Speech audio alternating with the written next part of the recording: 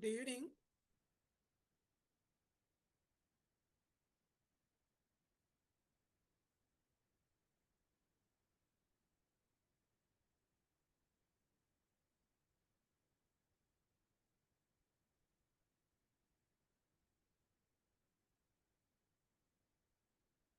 Good evening. Good evening, sir. Good evening, sir. Right. Still we have 13 members.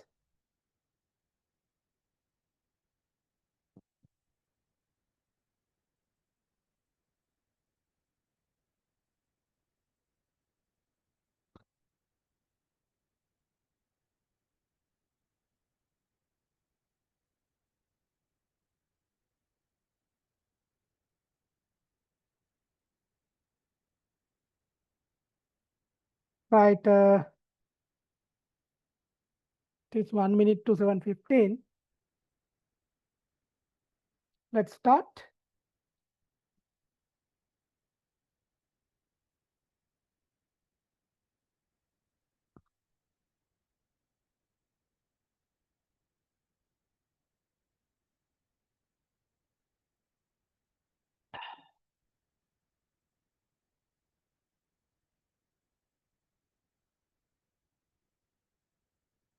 After doing some discussion last day about the accounting methods and other areas relevant to the taxation purpose, we went through the relevant section, section 21.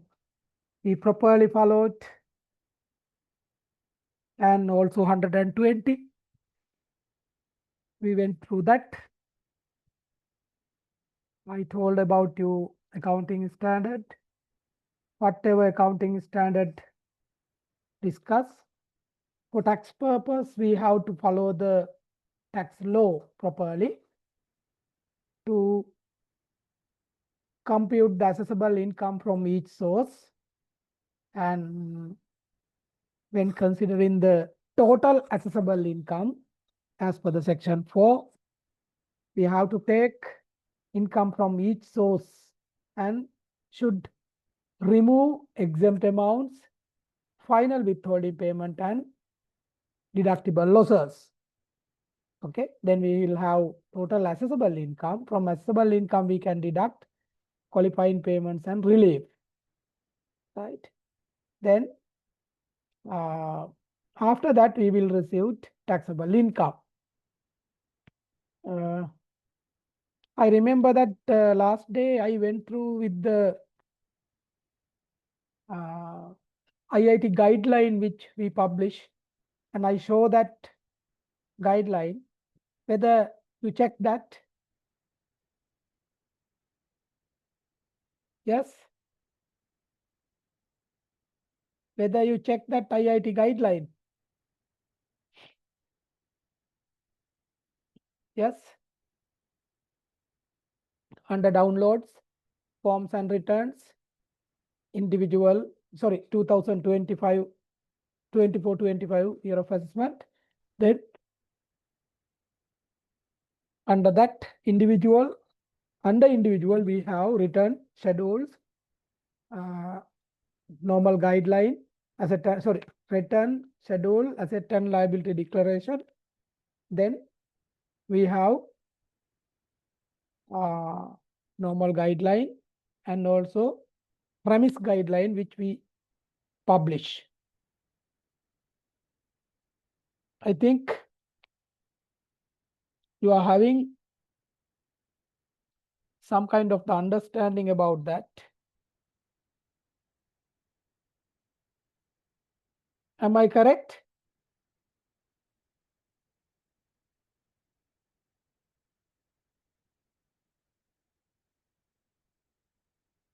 Yes, yes, yes. I need your response. Yes, sir. Did you go through with that even places? I looked at the deductible component of it because I had a clarification on that. I didn't go through the rest, but I went through the what are the allowable deductions. Okay. There I have a question. Can I raise that with you? Sure. So legal expenses are generally allowed to be discussed, deducted, no? Regarding business income. No.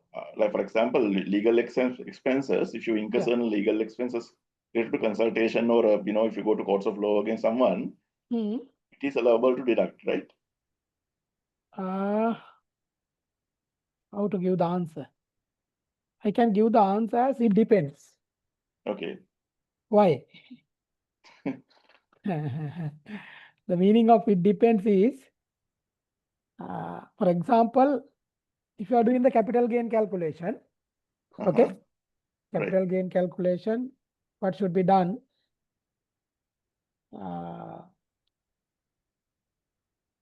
Sale proceed minus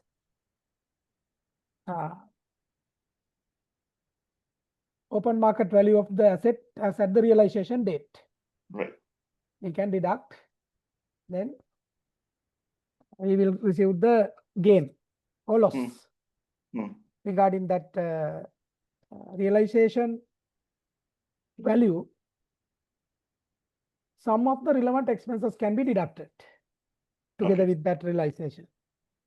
Though those expenses includes advertising, auctioneer price, broker fee, legal expenses. Okay. Right? That legal expenses discuss about the legal expenses which are relevant to the sale of proceeds. Not only sale proceed, but also depending the ownership. Sometimes there may be issues with the boundary wall. There may be some issues with the deed or whatever the document. To get clear them, whatever the legal expenses to bear can be deducted. Right. That is one scenario. Okay. When it's come to the business, we discuss about the capital gain. When it's come to the business, any legal expenses relevant to the business can be deducted. Okay. For example, collection of bad debts. Right. We have to take the legal action. Okay. For the collection of bad debts, we have to take the legal action. Such expenses can be deducted. Okay. However, there are limitations. What are they? If you consider bad debts, if the debt is relevant to the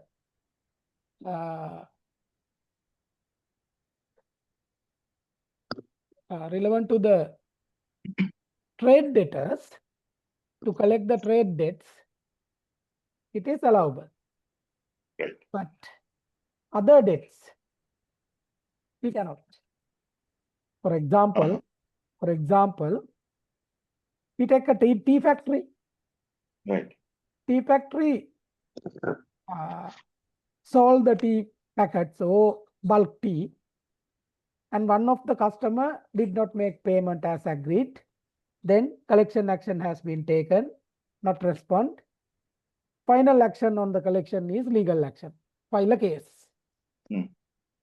That legal expenses can be deducted. No issue. Right. Okay. On the other hand, we will take tea factory given some advances to the tea green leaf supplier. As in green leaf supplier, right? Green leaves supplier, and he did not supply the tea. On the other hand, did not return the money which is given as advance. Then take a legal action again. Right. What is your view? Whether it is allowable or not? Allowable, no? Allowable. From audience, what is your view?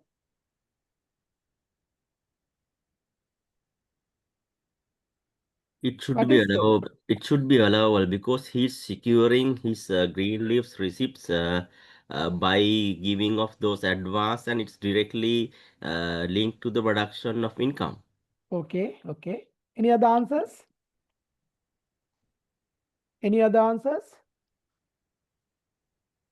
Although I'm not discussing business income part, this is a very good question. That is why I took the question. Yes. Any different answer? Darshani? Mahesh? Sir, Yeah. Anyone Yes. can give the answer. Volunteer. I think we need to consider the industry practices as well. Whether so that sometimes some industries we need to pay advance to secure the input. For some industries we don't have. So that aspect also to be considered in my view. Okay. That is Manjula's view. Yes. Any other answer? Yes. I need your voices. Without waiting till last day to discuss question. Yes. Pumali? Mihiri? I am fond of hearing the ladies' voices even. No one is talking. So Jayakodi? My friend Samanaya also not available today. Yes, I'm here. Yeah. Yeah. Your view is? Actually, I have already given my view. Allowable. Sorry. Yes. So my view is disallowable. Yeah, very good. This is from Mihiri. Yes, Disallowable. Why Mihiri? because they didn't provide service as agreed. I mean, Okay. Is it the then reason? Is it the reason? When analyzing the things, should be more than that. Yes. Mihiri is having different answer. Yes. Akila? it is Yeah, Akila. it is breach of the I mean the agreement, contract agreement Okay. as per the contract law. Contract law, breaking Uh, the contract agreement. yes. Okay. The other side also same, no? Sales has been made. Payment has not been done as agreed. Mihiri, I'm making you confused. Yes. Right? That is what taxation. Still you are in the same answer? Yes, disallowable. Yes, disallowable. Right? Yes. Buddhi. Chamat. Ahanda tasa katahadwal ko. Darshani. So Mahesh Nadda. Mahesh? I given my answer, sir. I'm the one who raised the question. Sorry. Mama dakkine. Sorry. And Manjula with you. And I call the Kirikitya.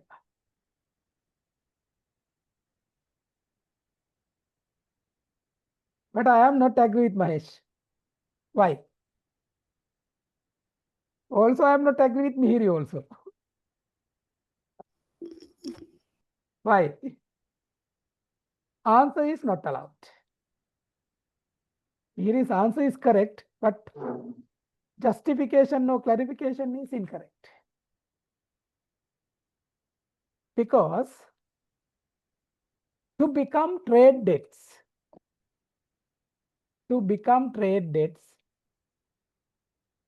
in the what is called supply chain, or whatever we consider process, always tea factory having debtors in which side? When we consider tea factory having debtors in which side? From the auction side, no? They sell to the auction, I guess, or exports directly. That means always their debtors can be available in the sales side. Am I correct? Sales, not purchase side. Am I correct? Okay. In the value chain, they purchase the input, do the value addition and do the sale. Right? Then always they have their debtors in the sales side, not the purchasing side. Whatever they have done as payment of advance or whatever, it is not the bad debts which incurred in the production of income. Right? And අපිට simply සිංහලෙන් කිව්වොත් අපිට advance දෙන එක අනිවාර්යෙන් වෙන්න ඕනද? ඔයාලා කියපු ඔය protect කරන්න, secure කරන්න කියන කතන්දර tax වල කරකන්නේ නැහැ. Okay. Because in the competitive market, you have opportunity, you can purchase the thing. On the other hand, you do the manufacturing process and you are selling. Okay. Regarding selling side, there can be trade debts. If it is become bad, you know, bad debts write-off also allow. Okay. Write-off also allow. Whatever the legal action taken on that also can be allowed. So Are you satisfied with my answer now? Sir, so this is another question. Now, for example, you pay an advance to your supplier. He doesn't deliver. Yes. You can't write it off. Yes, again, same. You can't write it off. Yes. And okay, that's one thing. So you lose that money. Yeah. And you go to courts against him. And you can't claim the legal expenses also. Is that correct? It is somewhat arguable. Okay. But most probably, it cannot be treated as the legal action which is incurred in the production of income. Right? But as Mihiri highlighted, contract law or whatever, breaking the agreement, some kind of flaw there, but from IRD side and practice, we do not allow that kind of expense. Right. Okay. So and also, for example, if you remember, according to my knowledge, there was a case between Unilever and Hemas. Do you remember that there was an advertisement on TV? Two young guys, Aya and Malli, with the night dress, pyjama, in a bathroom. They are brushing their teeth, right? And Aya or Malli telling, පාටත් නෑ ඉරිත් නෑ. One advertisement, right? පාටත් නෑ ඉරිත් නෑ. Then that ad is published by whom? Which group? Hemas. Toothpaste and toothbrush was Klogart. Okay. Can you see that advertisement currently? කාට හරි මතකද මේ add එක? මතකයි sir. Yeah, I ඒක remember. දැන් තියනවද? දැන් තියනවද? No, it's not. නෑ No. නේද? Because there was a issue with that advertisement. පාටත් නෑ ඉරිත් නෑ. අයියා හරි මල්ලි හරි කියනවා අනික් එක්කෙනාට. පාටත් තිබ්බා ඉරිත් තිබ්බා වෙන වර්ග දෙකක. මොනවද? Signal. සිග්නල් එකේ ඉරි තිබුණා නේද? රෙඩ් කලර් තිබ්බා, බ්ලූ කලර් තිබ්බා, ග්‍රීන්. ඊළඟට අනිත් ටූත් පේස්ට් එක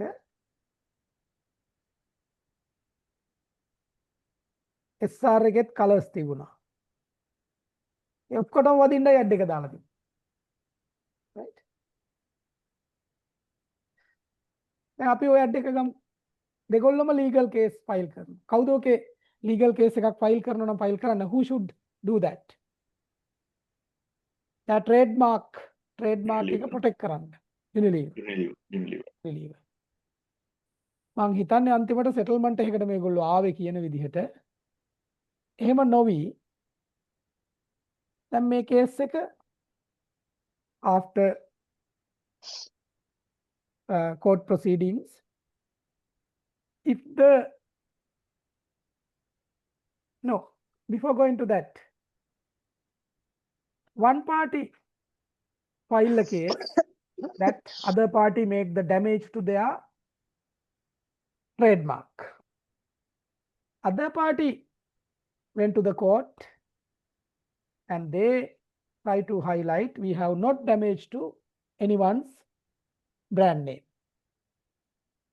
Those legal expenses, if both company charge to income statements, what is your view? Allowable, no? Because it's business related, protecting your trademark is a business related matter.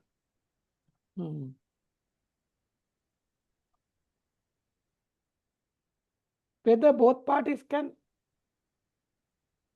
do that?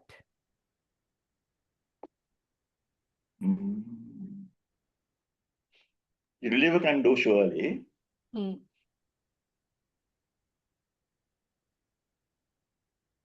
So for HEMAS is a dispute resolution, no?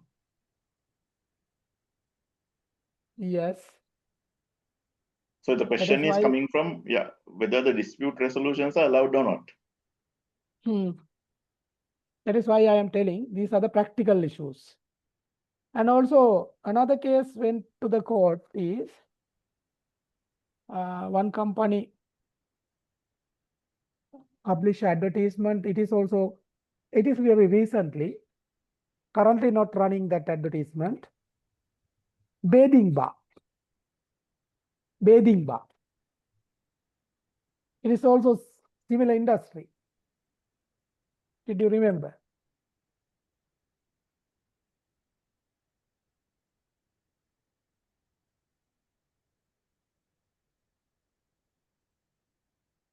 That is also similar because who is challenging that bathing bar word used by the advertisement?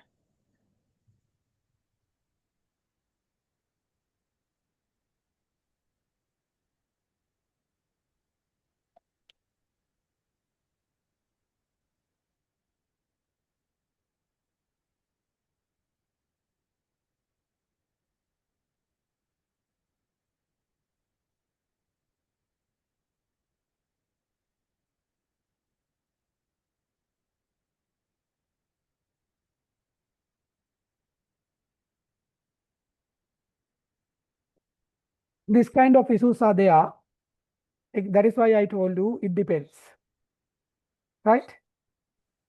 And okay.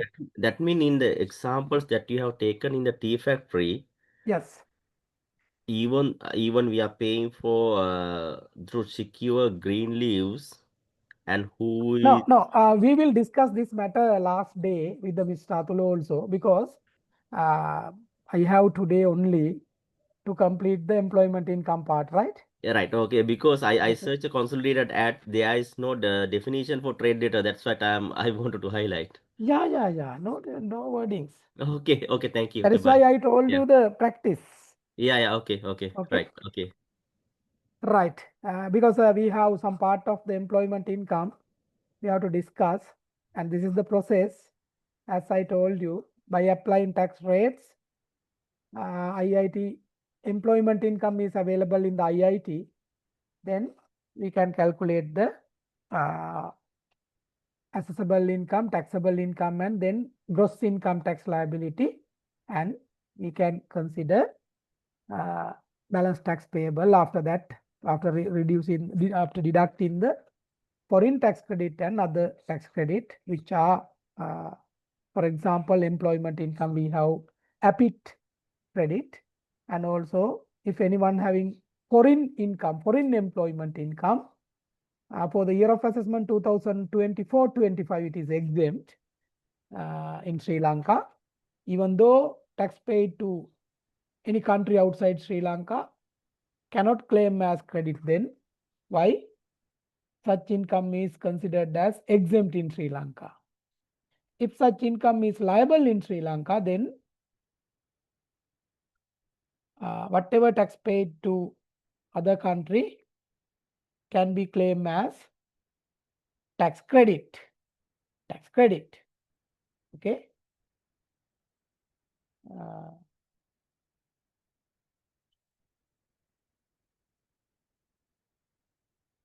In the IRD Act, tax credit we allow ordinary tax credit.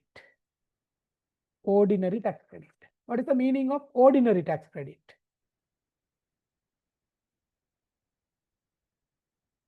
Ordinary tax credit.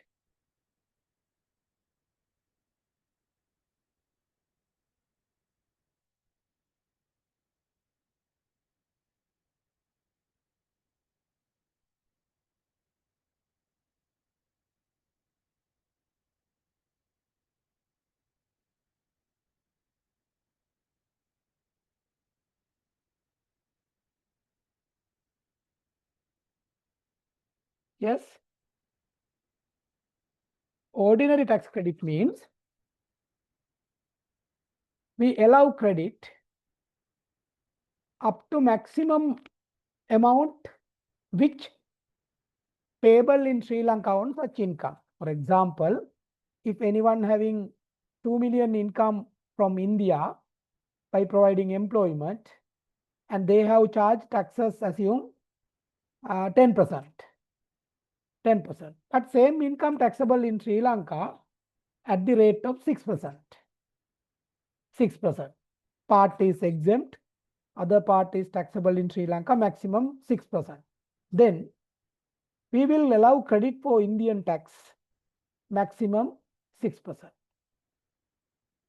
Okay, 6%. And also it is limited to what is the tax amount to be paid in Sri Lanka. For example, on 2 million, Indian tax authority charge 10% means Sri Lankan rupees 200,000. 200,000. Then assume same income taxable in Sri Lanka and tax amount on that income is 100,000. 100,000. Then our credit will be limited to 100,000. 100,000. On the other hand, if the same income taxable in Sri Lanka 250,000, then we can allow total credit. Did you understand what I am telling? Yes? That is ordinary tax credit. Right? And if we allow full tax credit, then without considering anything in Sri Lanka, we have to allow the credit for 200,000. And there can be refund also in Sri Lanka. And I told you, as per the Inland Revenue Act number 24 of 2017,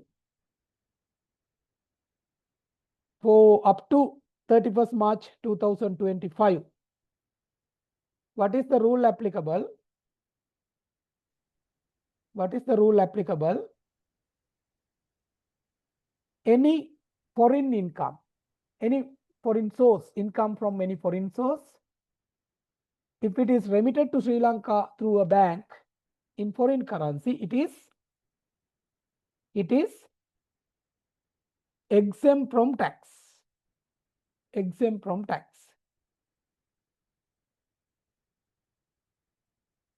Right? But as per the double tax avoidance agreement, in some double tax avoidance agreement, they allow credit for the foreign tax, even that income is not taxable in Sri Lanka. By considering if it is taxable in Sri Lanka, we can allow the credit, no, either for ordinary credit or full credit. Considering that, we allow the credit in Sri Lanka for the foreign tax. It can be happen in the either way also. Then, if any country without taxing such income if the credit is given to, what is the tax paid to other country, it is called tax pairing. Tax pairing. Actually, this is international taxation. But for your knowledge, I told you, then regarding foreign tax credit, there can be 3 scenarios. What are they? What are they?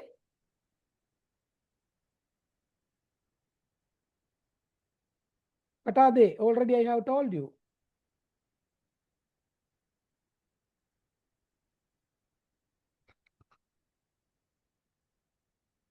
What are they? Ordinary tax credit, full tax credit, and tax pairing. If the double tax avoidance agreement available, we have full tax credit and tax pairing. Full tax credit and tax pairing. Right? Any question? Any question on that?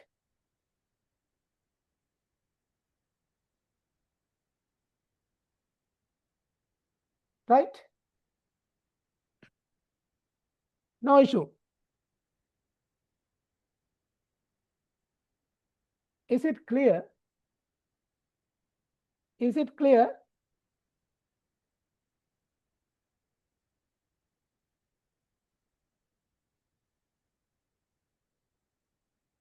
I want your feedback.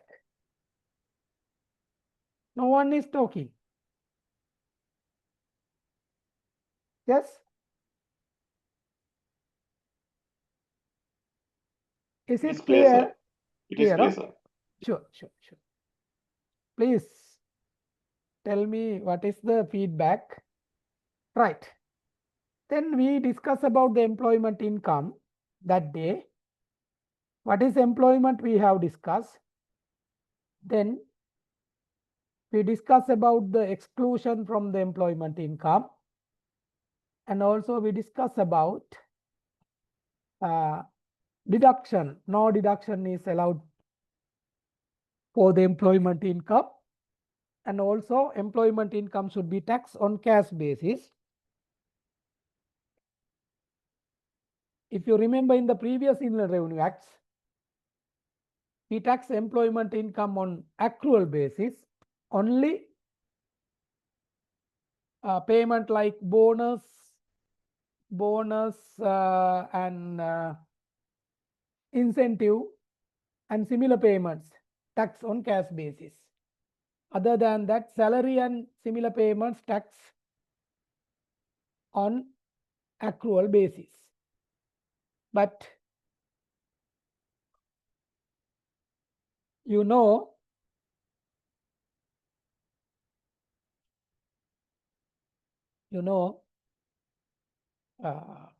with the COVID-19 period,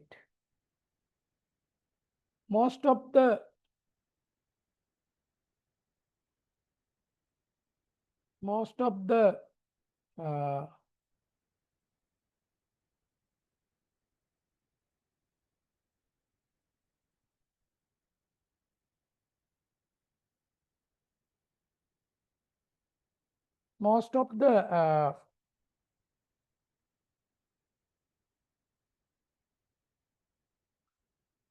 companies, businesses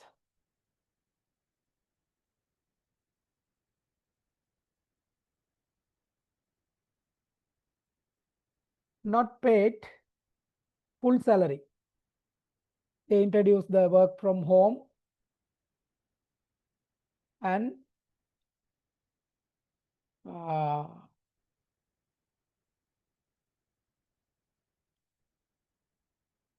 asked to work from home like that. Then if we tax the total income, that is unfair. My personal feeling is current Inland Revenue Act is much practical when we compare with the previous acts. Employment income is taxed on cash basis. This is the place we stopped last day, non-cash benefit. When you go to the tax non-cash benefit, we have to consider three criterions. One is regarding non-cash benefit, we have to check whether Commissioner General of Inland Revenue has given value. We have to consider what is the value specified by the Commissioner General of Inland Revenue by publishing Gazette. Or sometime it may be circular, but most probably Gazette. If the Commissioner General has given any value to consider as benefit for non-cash benefit, we have to depend on that value only. We need not go to any other value. Whatever Commissioner General specified should be considered.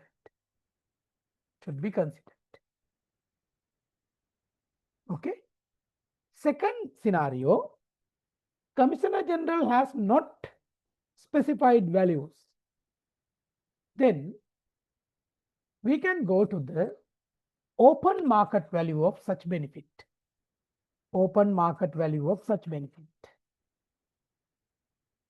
You know, if we consider any employment related non-cash benefit, there can be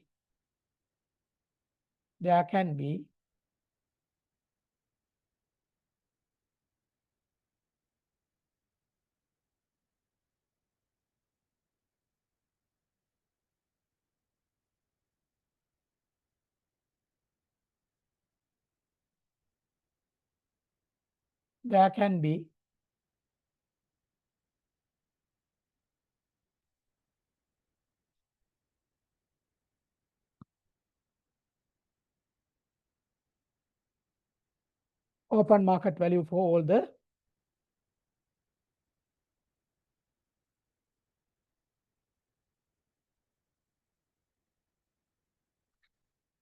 benefits. Third scenario, Commissioner General has not defined any value.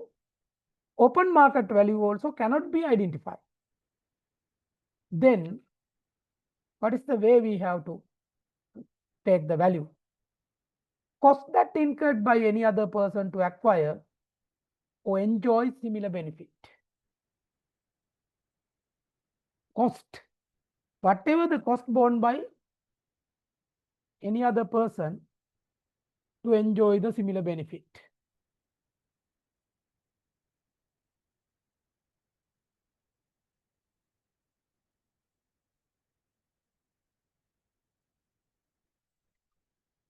Okay.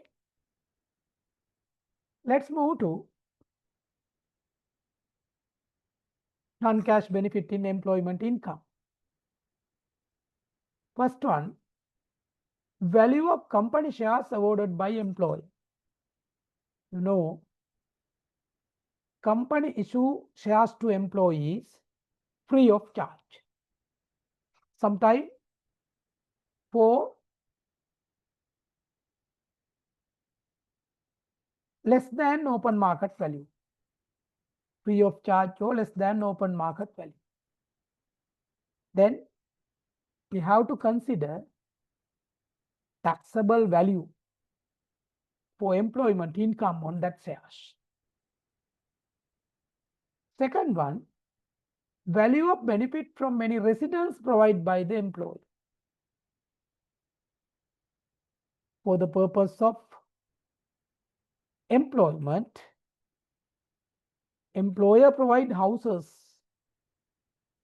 with furniture, with other facilities to live employee together with his family members in a house provided by employer. Then we have to consider whatever the benefit should be taxed. Third one, value of transport facilities. Employer provide common transport facilities, maybe personal transport facilities, maybe, or employer provide motor vehicle with driver and fuel to personal traveling and official traveling both.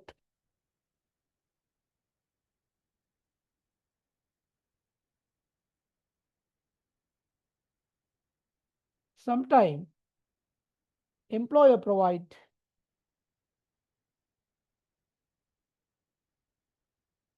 motor car with fuel only, self-drive. Likewise.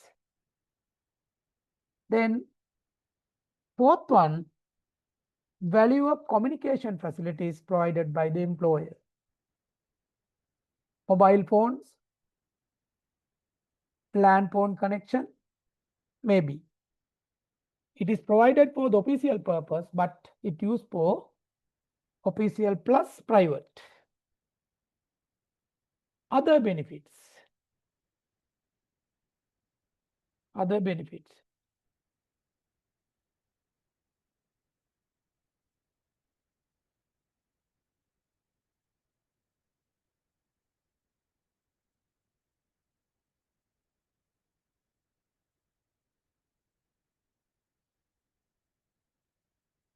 Right. Then. So there's one question. Can I clarify that? Yeah, sure. Now, for example, you provide a vehicle for a sales rep. Yeah, we will discuss with the analysis here. Right. Okay. First, we go to the housing benefit. Okay.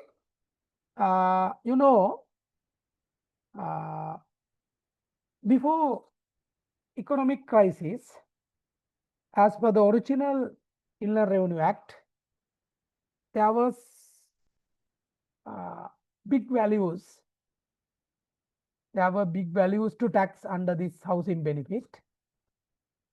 But with the economic crisis, government totally depend on the taxes which are especially from the professional and employment income.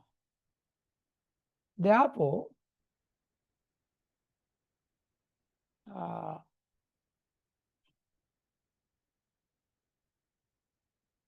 some of the non-cash benefit, taxation of some of the non-cash benefit made more liberal. You can see with this table, if you compare this table with the previous table, which was available as per the original act, it is more burdensome for the employees, but this is somewhat relaxed. How the benefit to be taxed is calculated as per this is, where the employer provide the residence divided into 3 categories: rated area, unrated area, and estate bungalow. Then we have to consider 12.5% of salary of the relevant month as benefit for the rated area. Unrated area 10%, estate bungalow 7.5%. Okay. And also, for this purpose, salary has been defined. Salary. For the purpose of this circular, salary means the amount required to be considered for the deduction of widows and orphans pension scheme or provident fund. That means only we consider cash benefits. Cash benefits which are considered for either EPF, ETF purpose, or if it is a government sector, WNOP. Private sector, provident fund.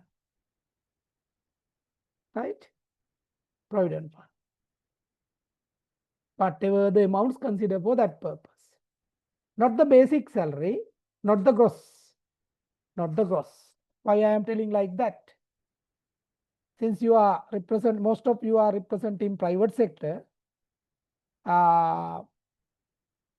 are the amounts not considered for provident fund purpose? What are the amounts? Yes?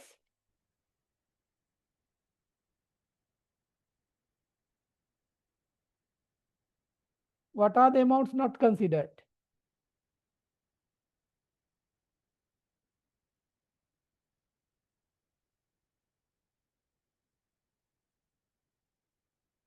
Yes.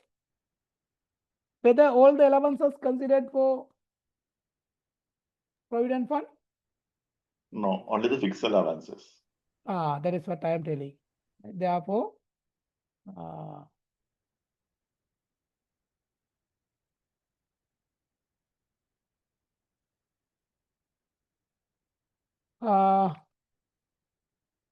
for other cases,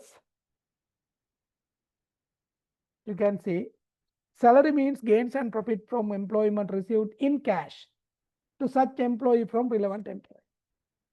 It is very clear. We have to consider cash benefit, right? Only. And also, regarding vehicle, now with the question with the Mahesh, Commissioner General has issued the circular again for the motor vehicle without considering cylinder capacity or any other thing. If the employer provides motor vehicle to employee, 20,000 for the vehicle is the amount to be considered per month. Only vehicle is provided. If the same vehicle provided with driver, we can consider additional 10,000 as benefit for the employment income. If the employer provides fuel, 20,000, total 50,000. But if you consider original act and first gazette issued with that, this has been divided into two categories based on the cylinder capacity, high value and low value. The low value considered amount is this, 20, 10 and 20. Now, single scenario available for everyone without considering the type of motor vehicle or cylinder capacity. Right? And also, I should highlight previous slide here. In the original act, we had some provision for furniture. If the employer provides furniture, we have to add another value, 2.5% of the salary or whatever, or 5,000, maximum 5,000 per month for furniture. That part also remove. Then employers can give the benefit to the employee by providing furniture. Right? In addition to that, if you consider estate bungalows, previously we had some issues with the estate bungalow. If it is a estate superintendent or assistant superintendent, or whoever the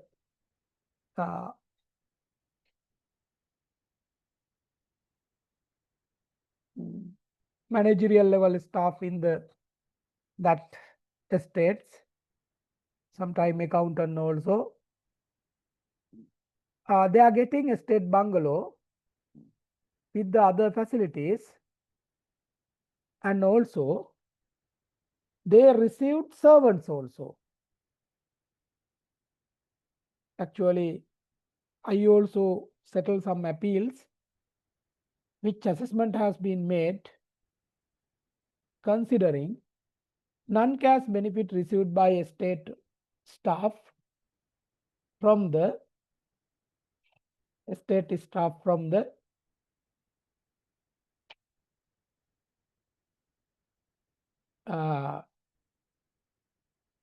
other staff who are provided to estate bungalow. Most of the cases we notice that estate provides watcher, housekeeper and garden keeper. Watcher, housekeeper and garden keeper for the estate bungalow, together with cook also. Then if we consider non-cash benefit of those 4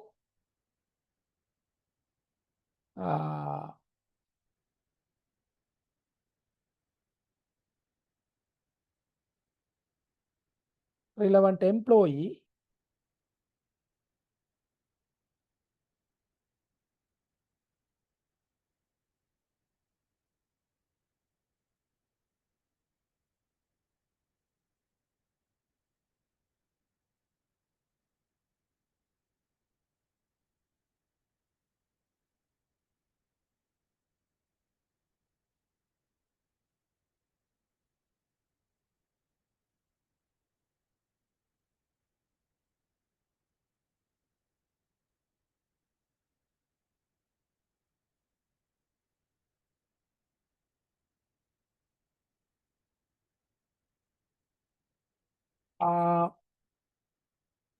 that is unfair. Even our previous law, there were ambiguity on that. Actually, when we make some settlement, we notice that even the estate superintendent or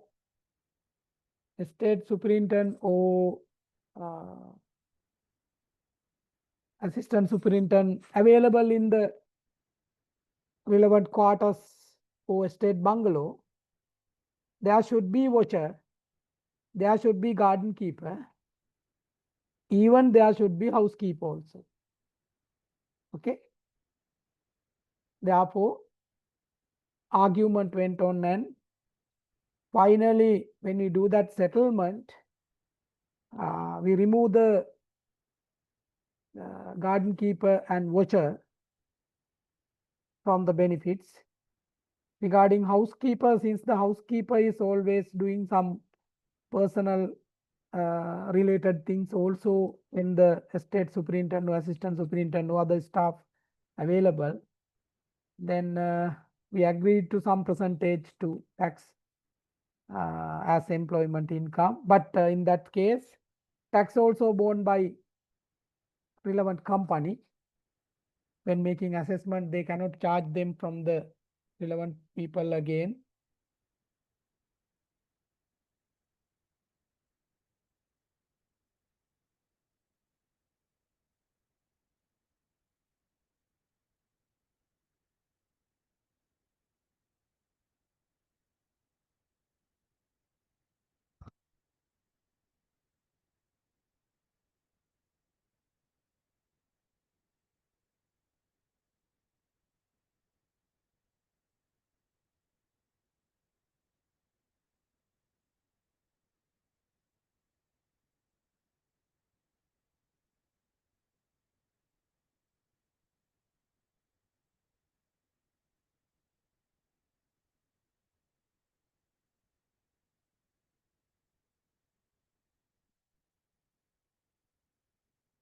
Right. And also regarding cook, we can consider it as benefit.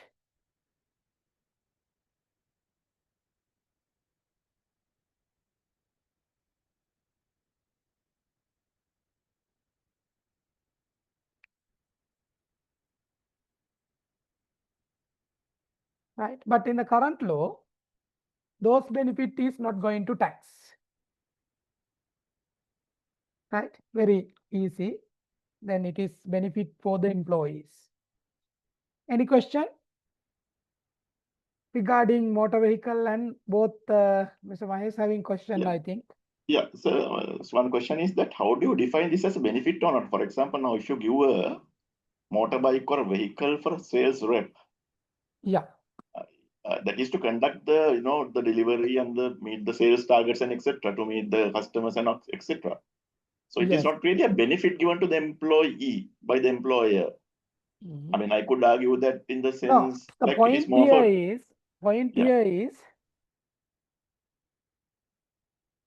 point here is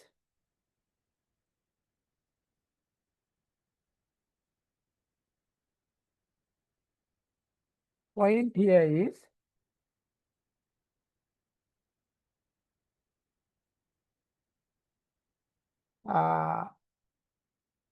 to consider it as employment income or benefit, relevant employee should get the personal benefit, right? Personal benefit.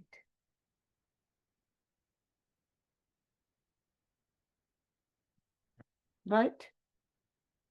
Personal benefit.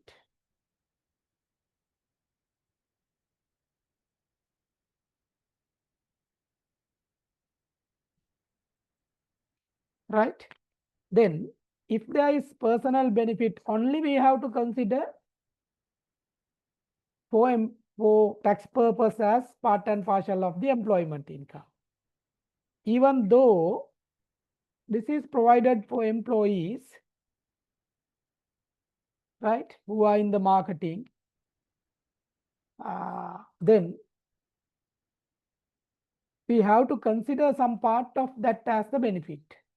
As I told you, as per the previous scenario, previous gazette, even motor bicycle, we have to consider the benefit. But in the current scenario, we don't have that. Okay? We don't have that.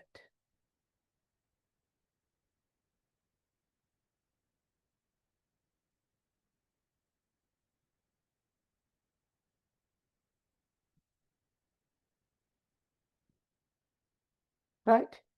Then this part is considered as benefit received by such employee as personal benefit. That is why we do that process.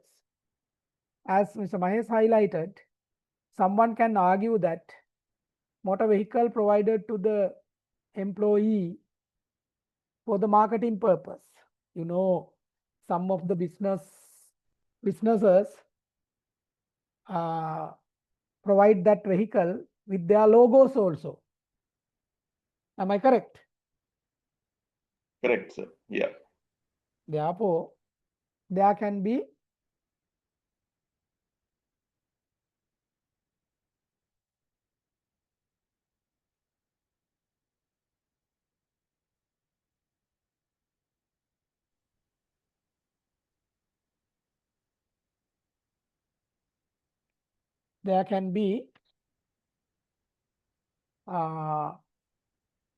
benefit or not. However, making line between that kind of scenario is difficult task.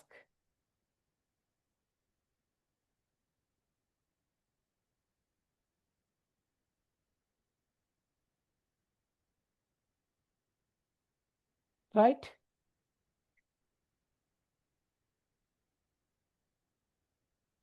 So another question, what if they use company pool vehicles? So company vehicles are parked in a general pool and, they can come and take the vehicle. That is not Is it a considered benefit as or- benefit. No, It's not a that is not benefit, no? considered. Yeah, that is not considered. Right. Okay. That is official traveling only. If That is anyone official traveling receives, yeah, if the vehicles are available in a pool, okay, morning officer come to the office by public transport or from his personal vehicle and keep the personal vehicle at the office. Whatever the official travel by using the official vehicle, like that, no benefit.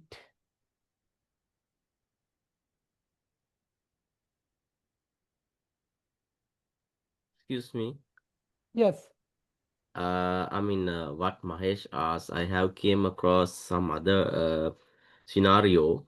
There are some companies during the weekends, what they do is they allow their employees to pump fuel on their cost, but taking vehicles from the pool for the personal benefit. In such a case, like, is it taxable?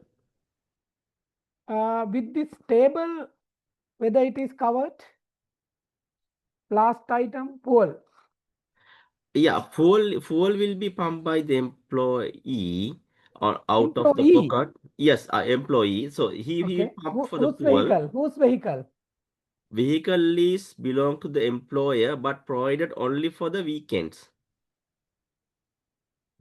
Then that is weekend means for the personal traveling, no? Yes, Then we have to consider. but this is per 20,000. 20,000 should be considered as the vehicle benefit. yes, 20,000 per month. But I Yes. mean, he will request the vehicle based on the requirement and based on the availability. It's not fixed vehicle given.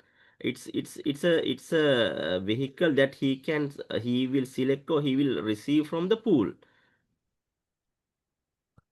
Uh, but in weekend, why he's taking vehicle? for his personal use. Then it is okay, no? Yeah, true. But here the non-cash benefit is per month 20,000, but he's not using per month. Maybe he's using for 2 weeks this vehicle only for the weekends. Then in that scenario,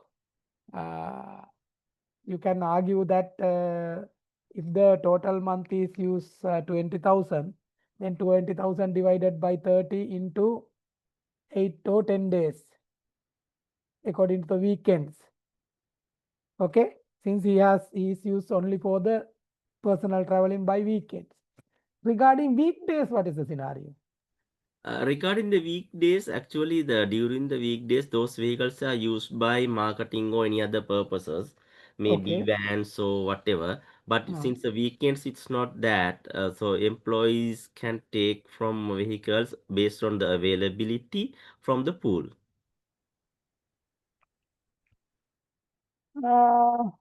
He is not using same vehicle in the weekdays. No, no. And not only that, even in the next weekend, if he wants a vehicle, it's not the same vehicle he is receiving. He has to pump fuel according to the meter. They have set like, I mean, this much of kilometers you can run from this vehicle. Then I think in that scenario, you can go to the proportionate basis. As I told you, 20,000 divided by 30 into number of days.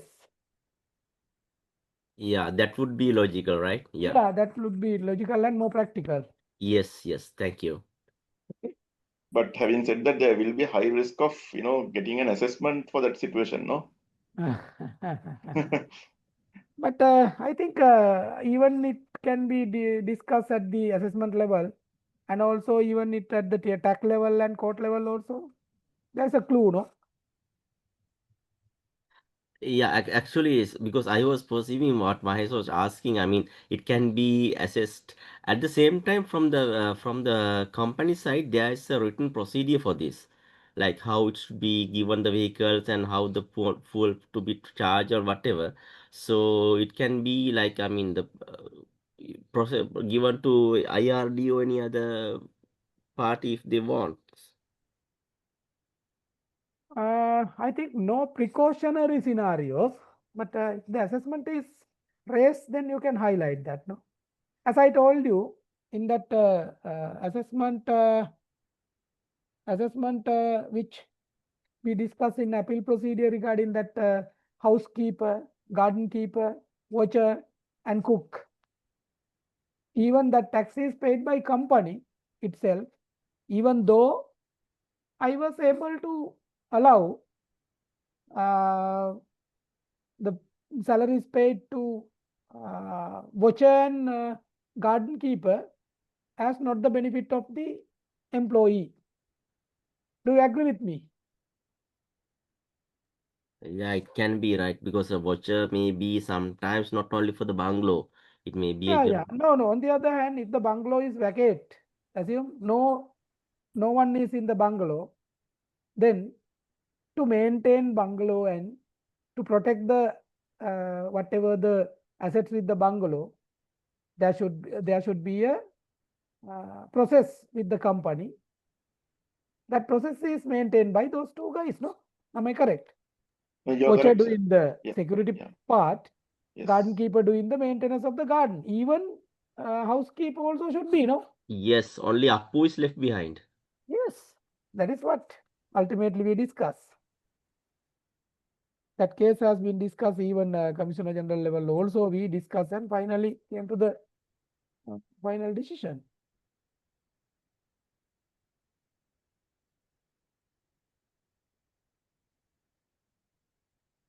Are we going to communicate? Are we going to discuss about the communication allowances? Because I have a question about Yes, it. yes, definitely. Right. Then now you have very good understanding about that. With the economic crisis, you know, there are argument on the taxation of the professionals and employees, and therefore number of circulars issued and revised like that. Okay, through Inland Revenue website you can go to the I think under publication now this is available. I will show you that there are those circulars and guidelines available. Okay. Right, when you consider that part, I think it is better to go to the website.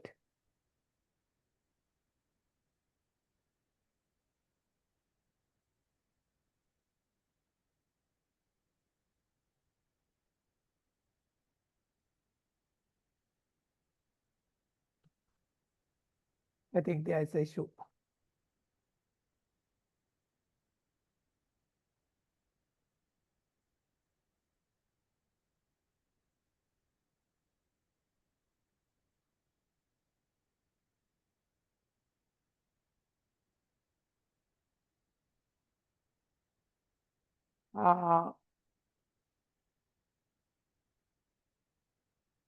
Let's directly move to the IRD website.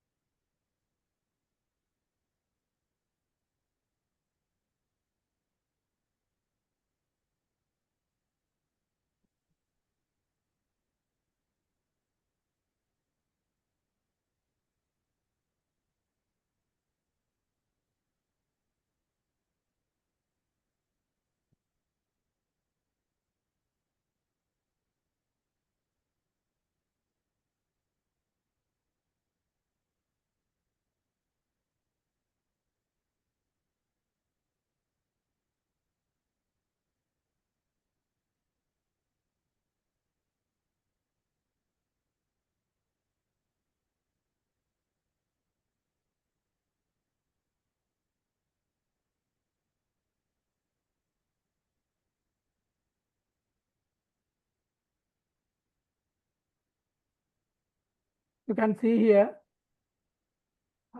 some tables also available.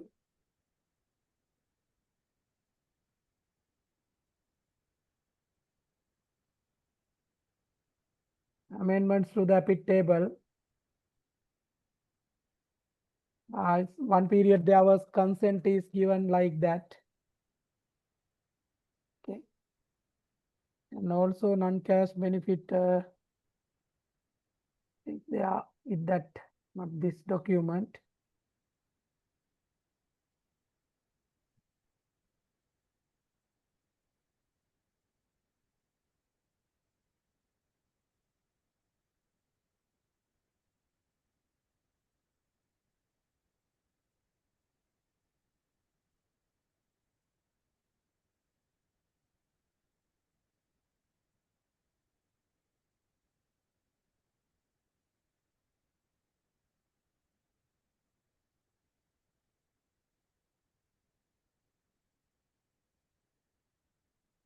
can see this is date 23, last one 6/4/2023.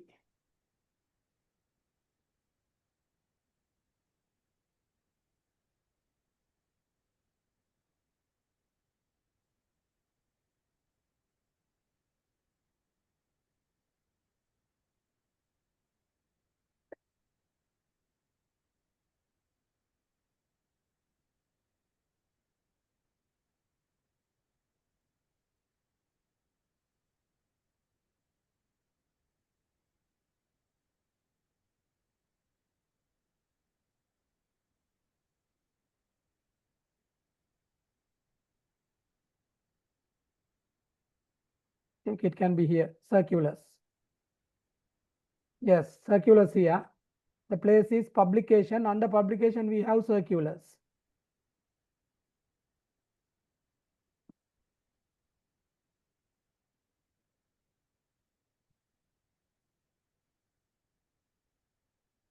This one.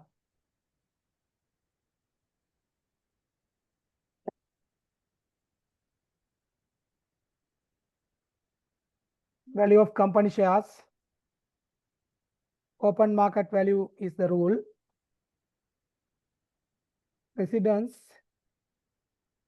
You can see this is the rule. Salary. Everything taken from this circular. Vehicle. And also here, the value of the benefit shall be 25% of the cost incurred by employer for the payment of any amount to be the employee for using a vehicle owned or rented by that employee, where such employee should provide a vehicle or pay an amount in lieu of providing a vehicle for official use, fully or partly, to that employee under any circular, directive or regulation issued in that behalf of the government. Regarding government employees, we have that.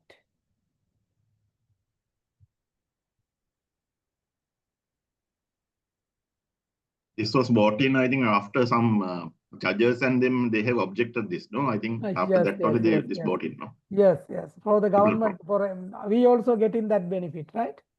But for the private 25% sector, exemption. there's no such benefit as such, no, for the Yes, moment. yes.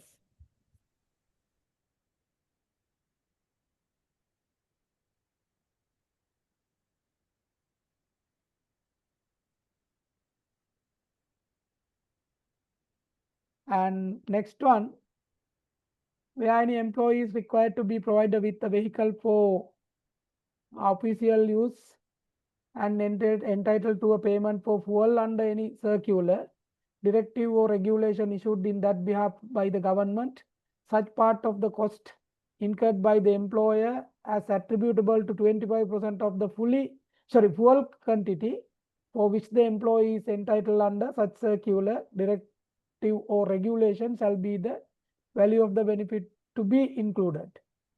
Then the value of benefit shall be quantified as provided under paragraph 3A above in respect of only one vehicle from the primary employment and or secondary employment as the case may be. Now,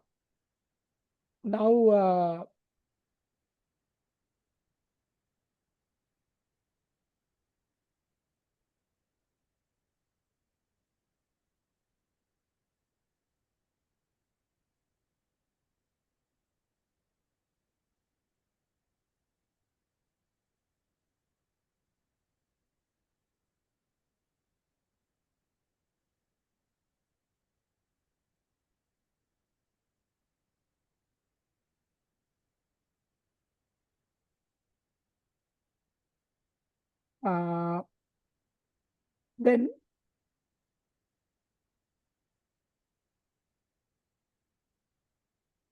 where an employees are here in the previous Inland Revenue Act also we had some issues. Some of the company directors use more than one vehicle because in a private limited companies, they are the owners of the business. Okay. Therefore, they use more than one vehicle. Most of the vehicles are used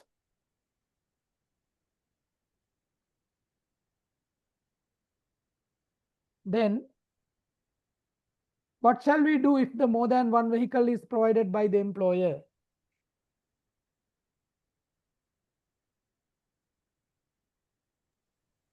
Consider one vehicle as the primary employment and the rest treated as a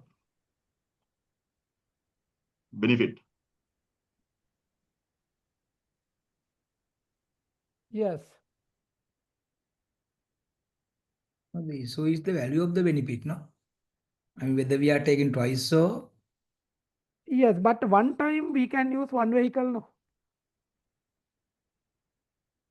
Person can use one vehicle at one time, but the family members may use the other one. Okay.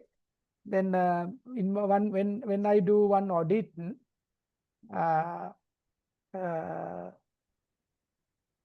company on vehicle has been used by directors, and one director use one vehicle for the children's schooling. Okay.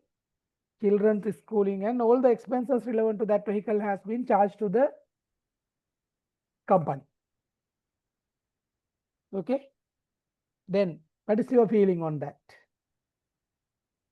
Whether we can consider that vehicle benefit for pay-you APIT purpose, or whether we can disallow that expenses, considering that vehicle is not relevant to incurred in the production of income. Sorry, expenses relevant to that vehicle is not incurred in the production of income. On the other hand, traveling purpose vehicle related expenses are not allowed. You can disallow from the income tax computation. Yes. Yes. This is not really production of Yeah, income, but I'm that not too sure about the treatment when it comes to APIT. No, we need not take for the APIT. That is why here we consider only one vehicle, no?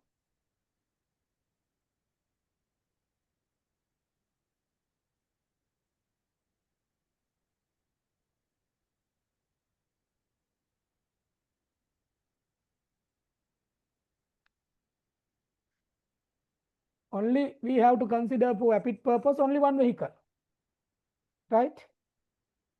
That limitation also there. If it is more than one vehicle provided to if any employee in the same time, then only one vehicle considered for the APIT purpose, and others should be considered for the disallowing the expenses for the employer's side. That is the scenario. Very good. On the other hand, in the current act, as per the section 10, what is the subsection, do not remember properly now. If any place where withholding tax should be deducted, and if the withholding agent has not deducted withholding relevant to that, such expenses are not allowed. Okay. Such expenses are not allowed. Excuse me? Oh. Yeah, now as you said, now you mean all the traveling related expenses for the office traveling, not traveling, office vehicles are not allowed. Traveling vehicles, say for an example, MD is given a car. So expenses of that particular vehicle is not allowed in the hands of the company tax computation. Who is getting that vehicle? Can you repeat the question again? Something is like this. Now say for an employee, say a director is given a car, right? Now there are expenses running and repair expenses on that car, even maybe rent. My issue is whether those expenses can be claimed in computing company's income tax. No, if it is a traveling purpose vehicle, not allowed. But incurred for the production of income, no? Even insurance also not allowed. Service, repair, everything not allowed. I mean, is that specifically mentioned somewhere that is not allowed? Or? Yeah. I think with Mr. Atula, you can discuss, and later the final day we will discuss that. Okay. Right. Because what is the rule applicable is expenses relevant to the traveling purpose vehicles are not allowed, right? Under that category, what are the expenses to be decided by the administrator considering the practical scenarios. No, For since it is example, considered for no, payee, consider like this, even though it is considered for habit. Huh. Law says that no. When you Yes. go to the capital allowances are not allowed for the traveling purpose vehicles. Yeah, that is clearly given, no? Yeah. Similar to that purpose also, we have the restriction for the traveling purpose vehicle related expenses. Okay. Yeah. But if you consider rent a car company or tourist hotel, And that is for business, no? Yeah. yes.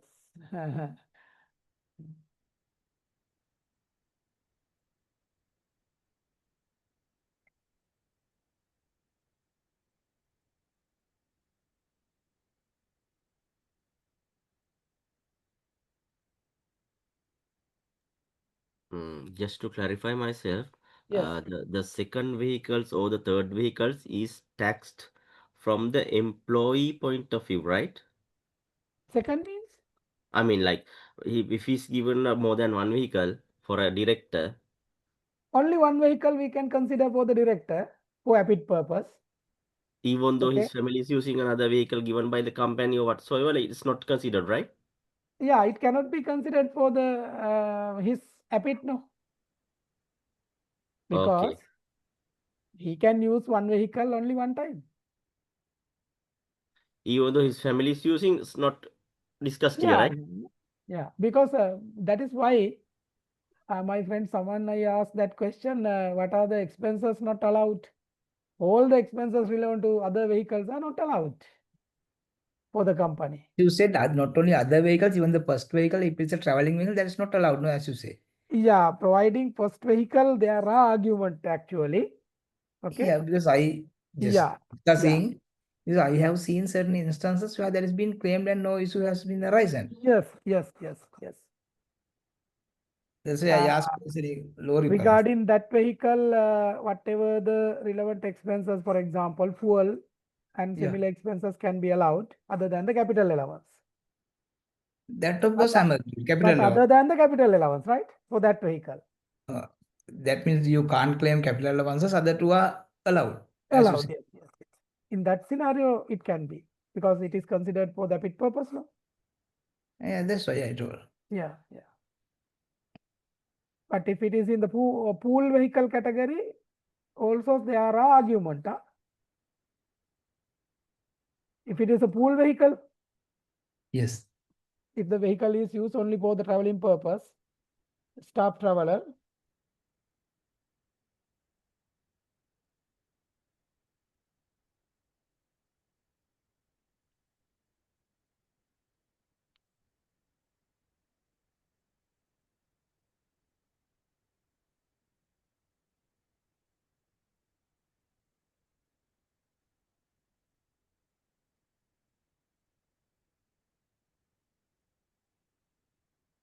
right?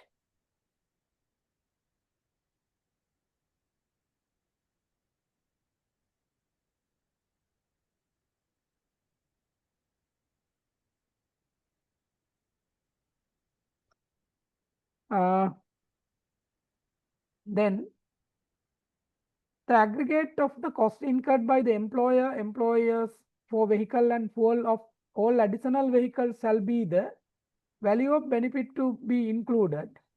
If the cost of such additional vehicles is not ascertainable, market value of the monthly operating lease payment for similar type of vehicle, including same or approximately same capacity vehicle in cubic centimeters, should be the value of such benefit for a month. Now we have another point here. If we consider for the additional vehicle, what is the rule to be applied? The aggregate of the cost incurred by the employer or employers for vehicle and fuel of all additional vehicles shall be the value of benefit to be included. If the cost of such additional vehicle is not ascertainable, market value of the monthly operating lease payment for similar type of vehicle including same or approximately same capacity vehicle in cubic centimeters, should be the value of such benefit for a month. Now we can go to the question asked by not the Samanaya, the partner.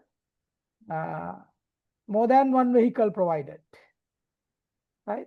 For example, one person may be having one primary employment and 2-3 secondary employment. Then secondary employers also may provide the vehicle.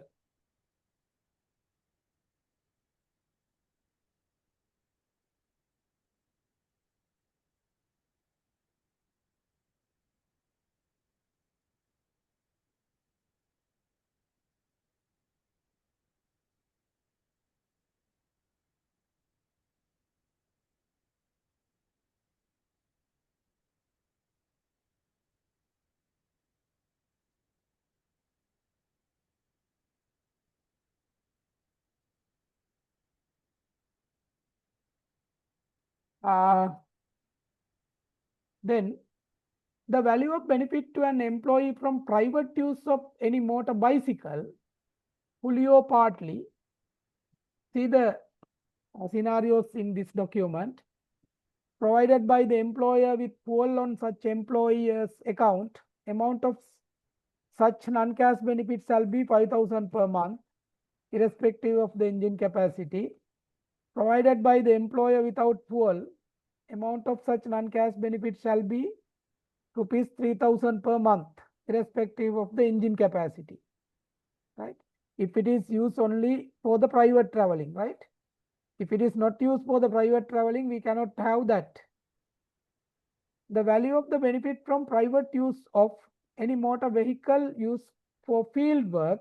See the scenario, field work provided by the employer where accurate record of such usage is maintained by such employer. Amount of such non-cash benefit shall be rupees 25 per kilometer, irrespective of the engine capacity of the vehicle, but shall not exceed rupees 20,000 per month. See the ceiling provided. Now you know, if you use cab service, can you go 1 kilometer by 25, paying by 25 rupees? No. But nominal value,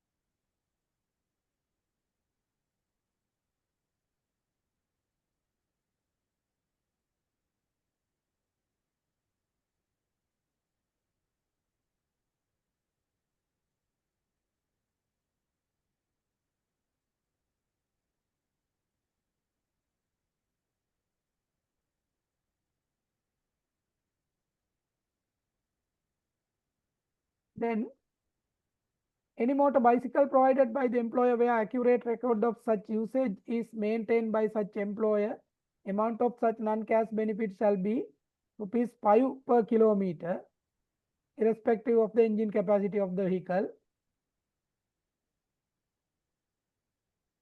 Where the that means if the anyone maintain records for official traveling and private traveling, maintain official traveling and private traveling separately, then we can consider the number of kilometers used for the private traveling and we can apply that ratio and can consider that.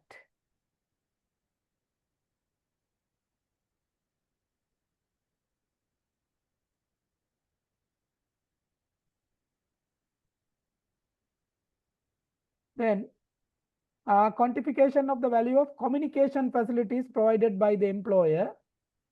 Where any employee is entitled to receive a payment for communication facilities under any circular directive or regulation issued on that behalf by the government, the 25% of the cost incurred by the employer for such payment should be the value of the benefit to the employee of such payment. This is applicable for the government employees. We have to consider only 25% of the communication facilities as benefit for the employment purpose, right?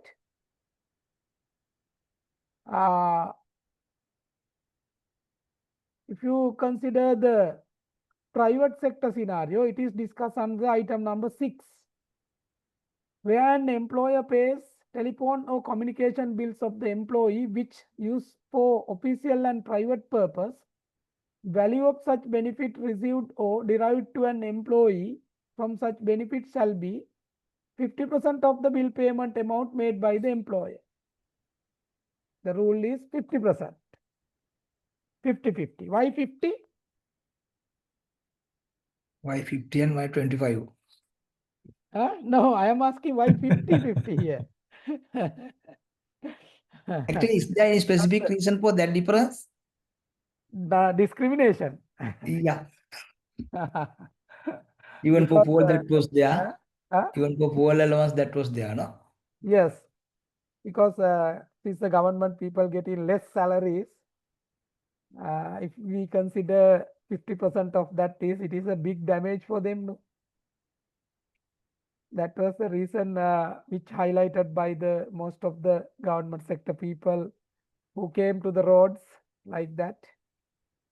Only the point highlighted is not that part, but the whatever the taxes more burdensome for them, like that, considering the salary and like that. That is why 25. So it is low now. Here 50 for private, 50 for official. 50-50 is the most suitable scenario, right? And loans on concessionary interest rate, actually at the beginning this was considered. This was considered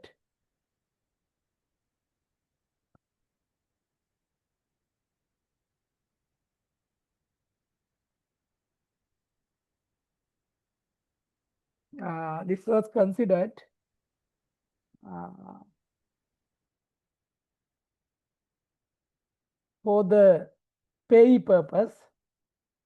I think interest rate, if you remember, what is the rate to be considered for concession rate loans?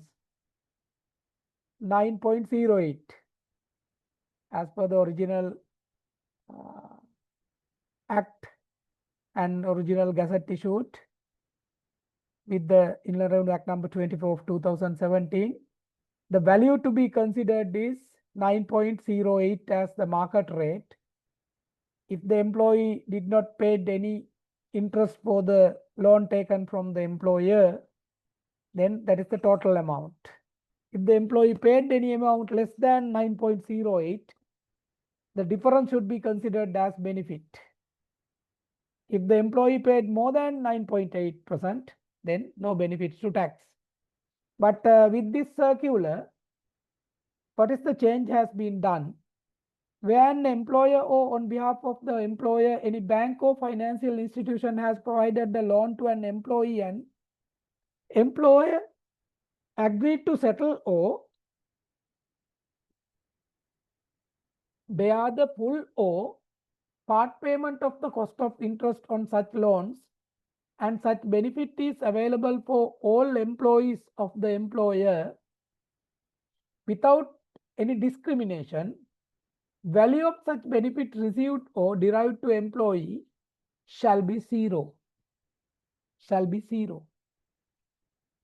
That means if that benefit is given,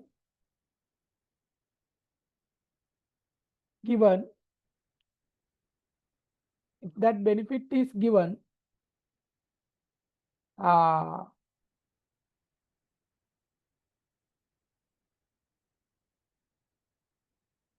uniform basis for all staff on non-discriminatory basis, okay, then we have to consider value as 0, not the 9.08%, right? 9.08%. Okay.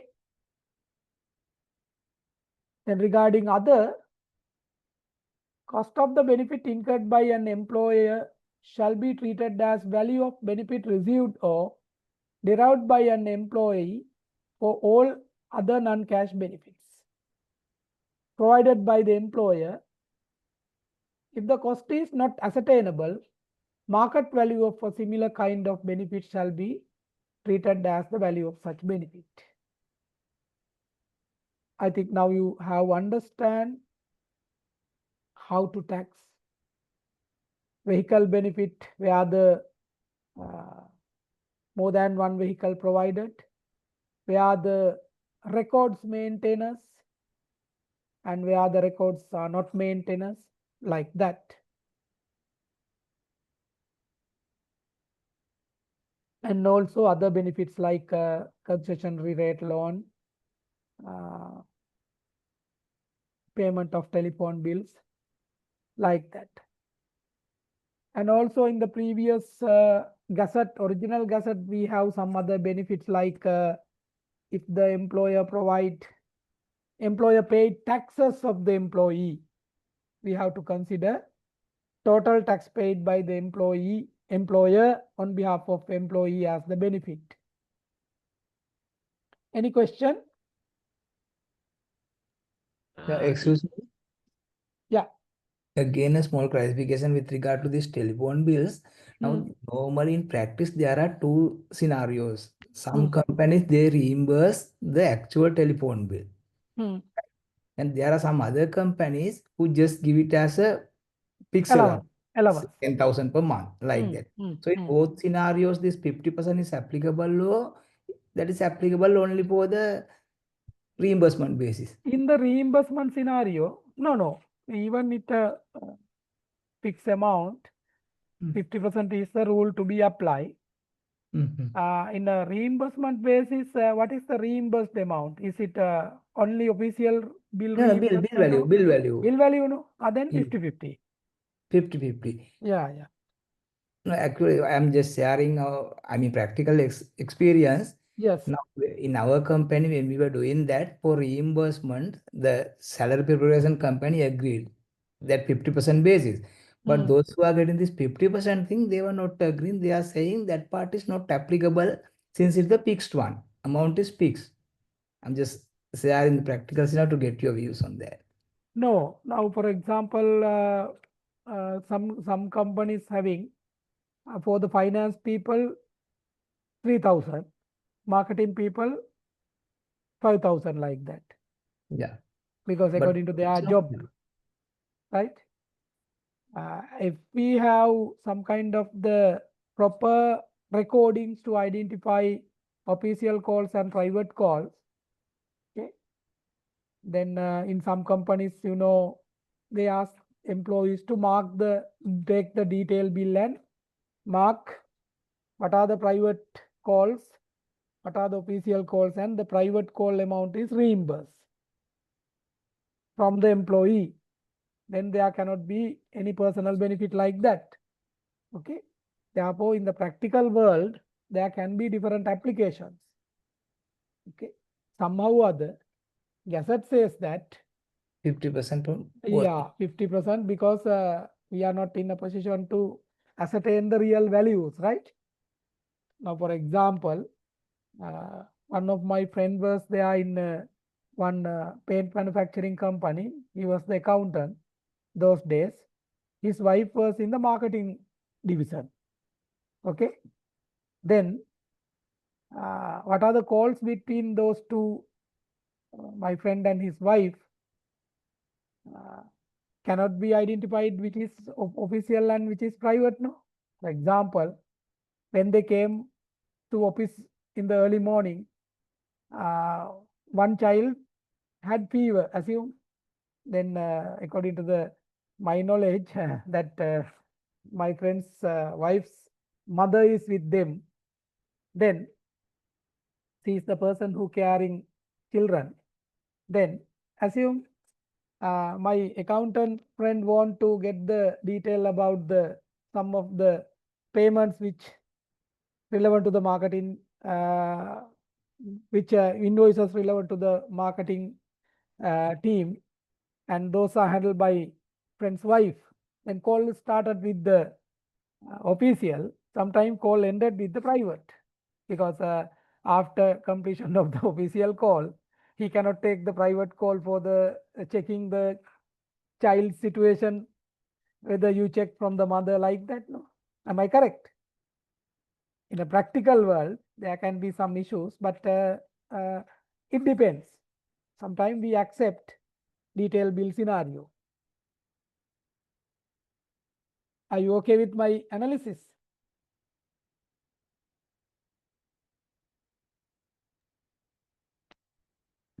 Yes, any question? Is it possible you to share the circular that you have shared with us in our WhatsApp group and email so we can have it? Sure. Thank you. Okay, I will download and share.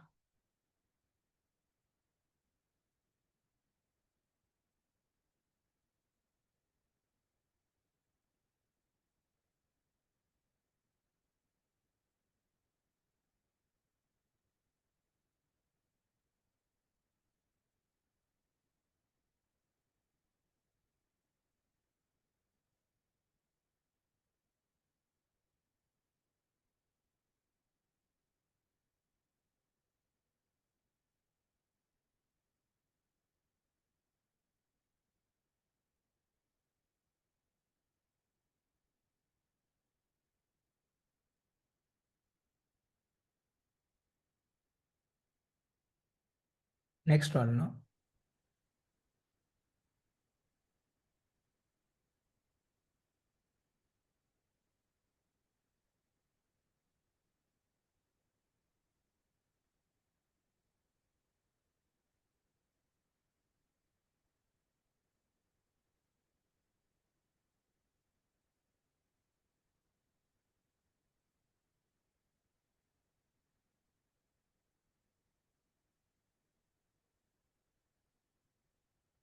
It is advance income tax, right? Not that.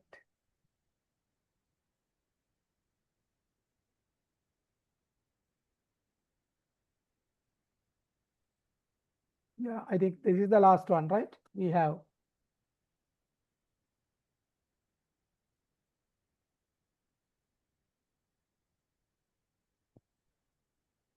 No. This is AIT. I think place is publication. Under publication, we have Under circulars, circulars. right?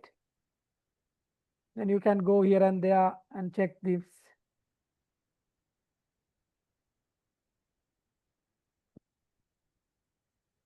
Right, exemption. If you move to the exemption side, we have a capital sum paid as compensation or gratuity in lieu of the personal injuries or death. You know, what is the rationale behind that is, by making the compensation payment, we cannot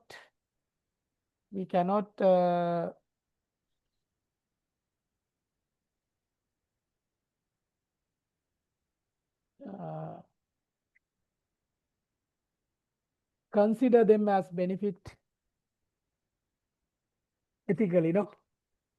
Ethically, it is unethical. That is why not tax.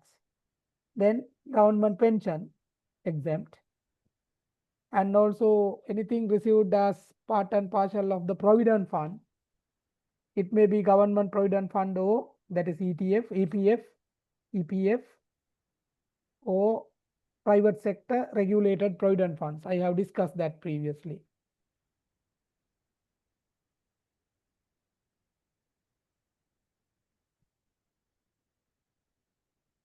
Then regarding ETF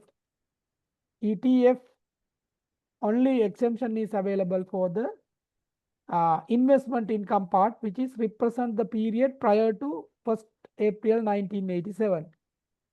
Sorry, after 1987. Because after 1987, 1st April 1987, such fund has been taxed. Therefore, investment income representing that period is not taxed again. Then, income derived by an individual entitled to privileges under diplomatic immunities law. You know, it is applicable for the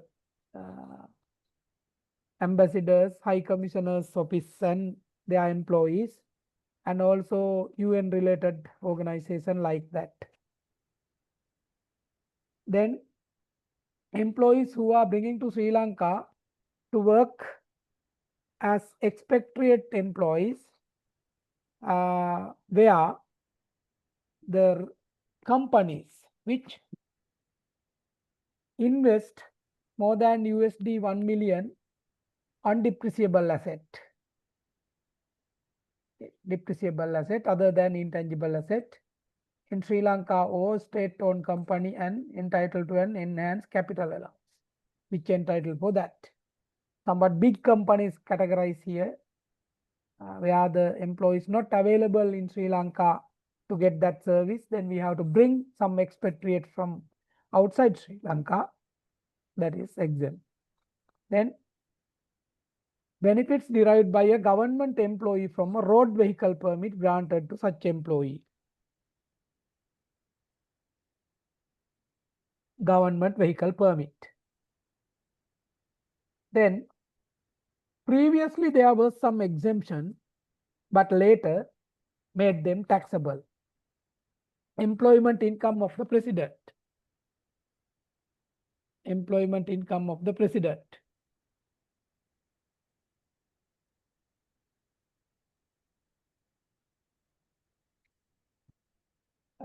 Actually, if my memory is correct, this was done by Maithripala Sirisena. He asked to tax them, tax the employment income of the president. And however, later altogether parliamentarians and those people try to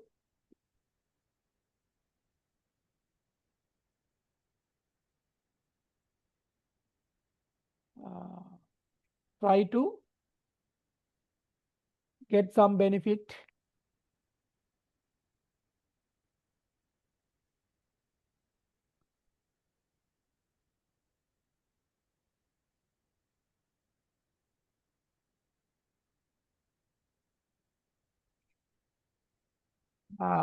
Under common category to get the exemption.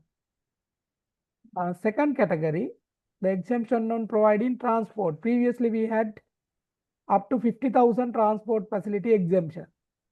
It was not there. It was there in the previous act. When the new Inland Revenue Act came to operation, this has been removed. And also certain special allowances provided for special categories of public services. You know, in the government sector, especially public service officers in special grade also getting some benefits. And also, for example, I am working in the Department of Inland Revenue, but in the election time, election period, we are doing some duties relevant to the election. Even that election claim also subject to tax now, no exemption. This is a very good example for that. We worked for the election department as under the election commissioner those days, and whatever the claim we received for that election duty as special allowance for the election duty covering, it is taxable. Previously, it is exempt. Regarding that part, I think my personal feeling is taxing that part is somewhat unfair, because officials are who are actually traveling by using their own vehicles and who are going to the election duty is not good.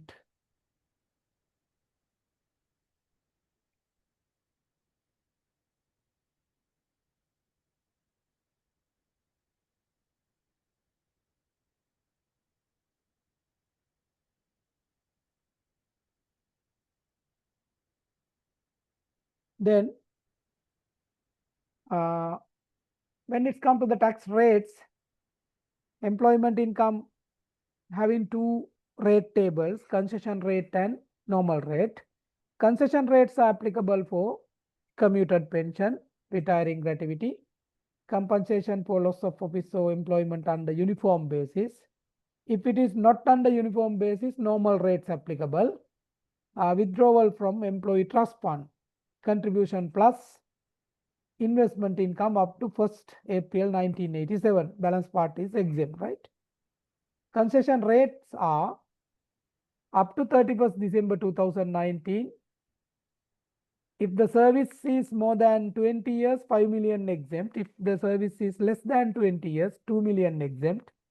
Balance tax at 5%, 1 million. Balance at 10%.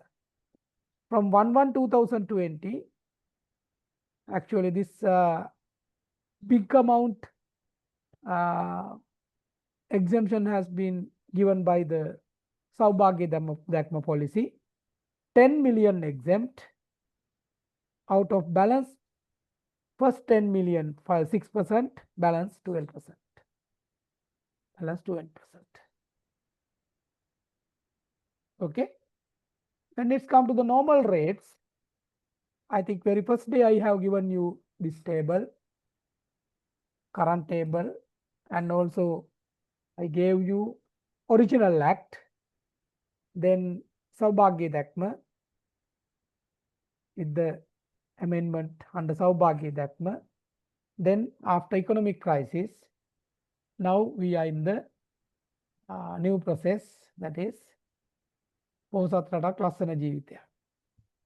Under employment income category also, same rule applicable, but as per the original law, you know, employees, since the employment income is taxed on gross basis, this additional 700,000 given for them to consider as relief. But if you consider 2018-19, we had 1.2 million as tax exempt amount. If you consider 2023-24, 24-25, still we have 1.2 million. But currently we have 1.8. See the scenario with the rationale.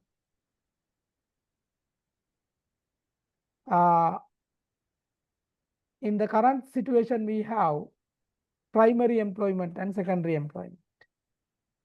The employment which the employee has furnished a declaration to his employer, nominating the employment as his primary employment is considered as the primary employment. Any employee must not have more than one primary employment at any time. There can be only one primary employment at one time.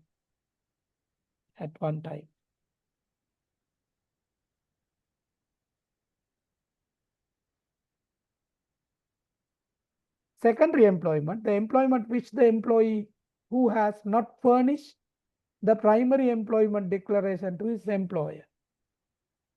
I don't know whether you have provided declaration to your employer by nominating it as a primary employment. If it is not, your employer should consider your employment as secondary. That is the duty of the employer, right? Then withholding by employer, we know it is previously known as payee, currently known as APIT. Previously we had payee and APIT table up to 31st March 2025, 7 tables. Now we have 8 tables. Because with the recent amendments to the Inland Revenue Act, any income from foreign employment is subject to tax here. if it is remitted to Sri Lanka through a bank, we have to consider it is taxable. Therefore, we have table 8 also, right? When it's come to the relief,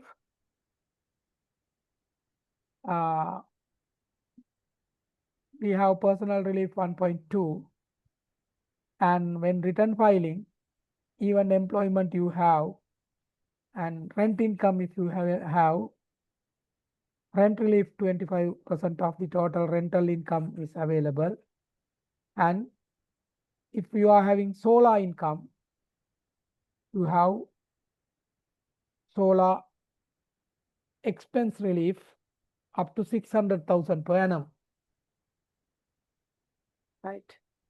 In addition to, I have mentioned very few qualifying payments. One is donation made in money to approved charitable institution subject to the amount of 1/4 of the total assessable income. But here, not any of the approved charitable institution. If any approved charitable institution which institutionalizedly caring sick and needy people, caring sick and needy people. Then donation made in money or otherwise to government or government affiliate agencies, it is also available. Then any undeducted balance of any qualifying payment brought from the previous Inland Revenue Act. In addition to that, there are a list of the qualifying payment. You can use our simplified guideline, as I told you, which is uploaded to the website under downloads, forms and returns. Then we have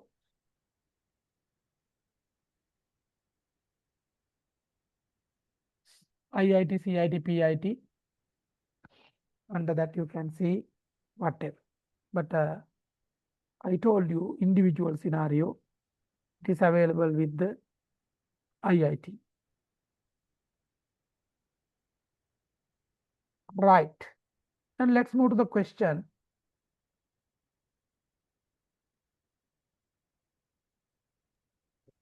Can you please go to the rates, individual tax rates given in the slide?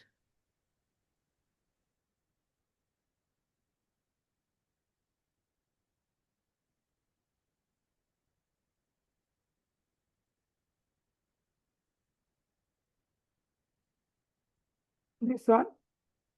Yes, indeed. So I am little bit curious about the last column from 1/4/2025. Yeah. How this concession rate and highest flat rate is applied, just for future knowledge. Thank you. Yeah. Regarding concession rate, now you know, if anyone having foreign service income, any foreign source previously exempt, if it is those money remitted to Sri Lanka through a bank, as per the current rule, if anyone receiving the income from foreign source, then what is the rule applicable? If it is remitted to Sri Lanka through a bank in foreign currency, regarding individual, maximum rate applicable is 15. Maximum rate applicable is 15. Maximum means it can be available under tax-free allowance. If anyone having only foreign income, okay, foreign income, it is less than 1.8 million, it is tax-free. If anyone having income up to 2.8 million, then 6%. from foreign, 1.8 exempt, balance 1 million taxable at 6%. Assume if anyone having 6 million foreign service income, 1.8 tax-free, 1 million at 6%, balance at 15%. Balance at 15%. Foreign service income cannot be taxed at the rate of 18, 24, 30 or 36. Is it clear? Yeah, it's very Is much it clear. Regarding company, I will tell that also. Regarding company, if the company receiving any foreign service income and if it is remitted to Sri Lanka through a bank, that income is taxable at 15% flat rate. 15% flat rate. In my first document, it was there. Okay. Yes. Right. 15% flat rate. Okay. What is its highest flat rate? 45% in the same I will place. tell that one. All right. In the individual scenario and company scenario, regarding manufacturing of liquor or tobacco products, import and selling of liquor or tobacco products, conducting lottery business, conducting betting and gaming business, subject to tax at 40% at the previous scenario, 40%. With the amendment made in April 11, 2025, highest rate has been increased to 45%. 45%. Regarding individual, if anyone engaged in the manufacturing of liquor, assume manufacturing of liquor,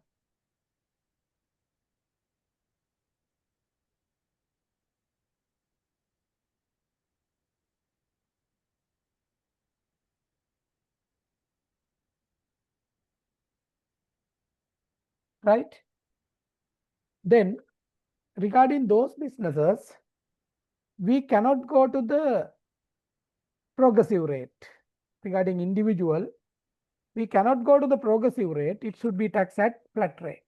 For example, assume Mr. Pereira having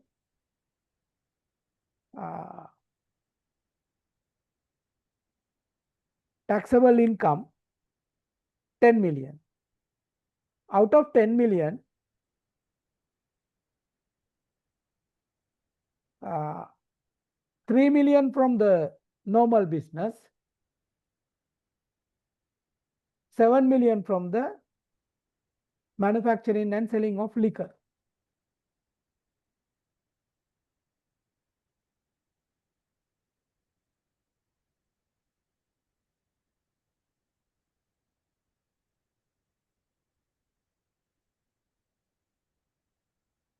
Right?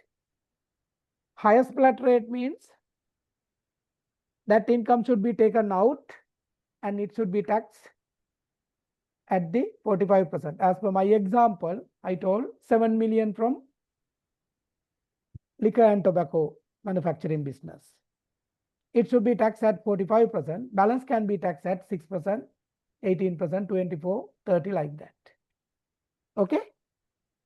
Yeah, it's very much clear. Just say Mr. X. Mr. X is having a casino for his business as his business.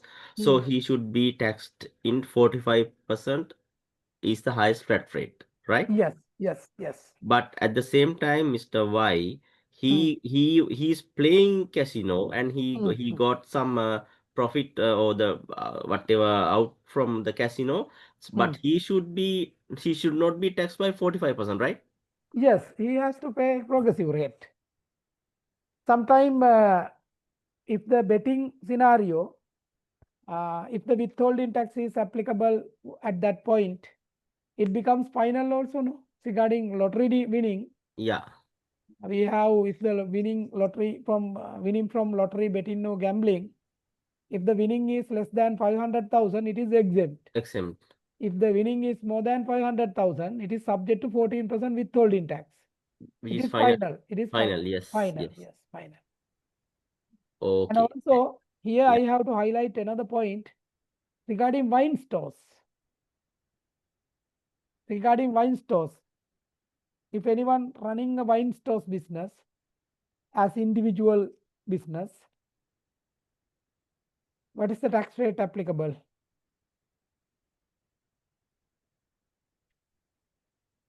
Regarding wine stores owner.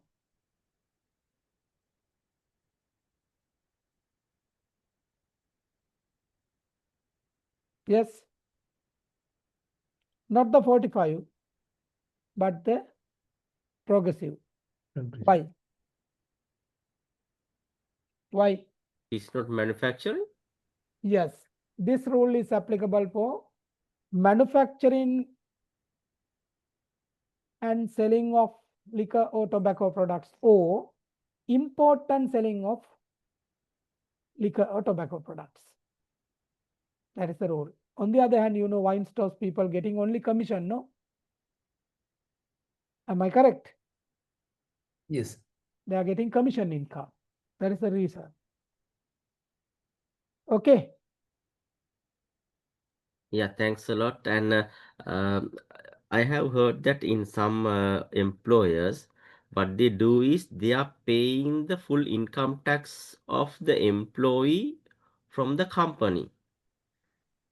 So in Yes. such a I think case, we have to discuss with our program coordinator and try to allocate another day to discuss some other areas like tables and also practical question.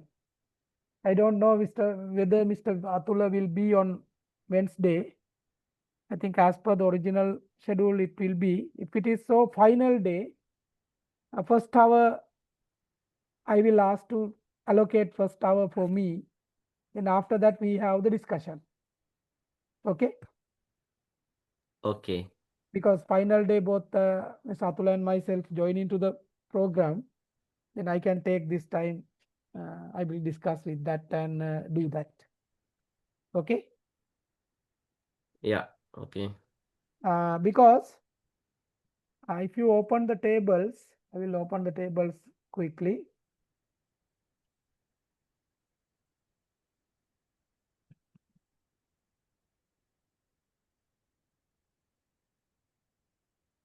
Under publication, we have EPIT tables,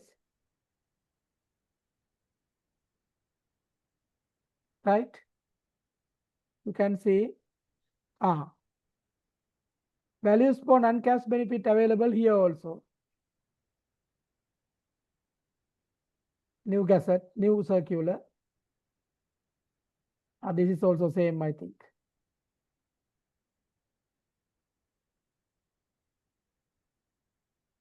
It is available here also. See, other benefits which not discussed previously. Provisions of hotel facilities for expatriates, 100% of the cost. Loan non-concessionary interest rate, as we discussed, 0. Provisions of electricity and gas, etc., 100%. Provisions of medical benefit, 100%. But I told you medical benefits we have specific scenario to give the exemption. If it is paid to all full-time employees on equal terms, exemption is available.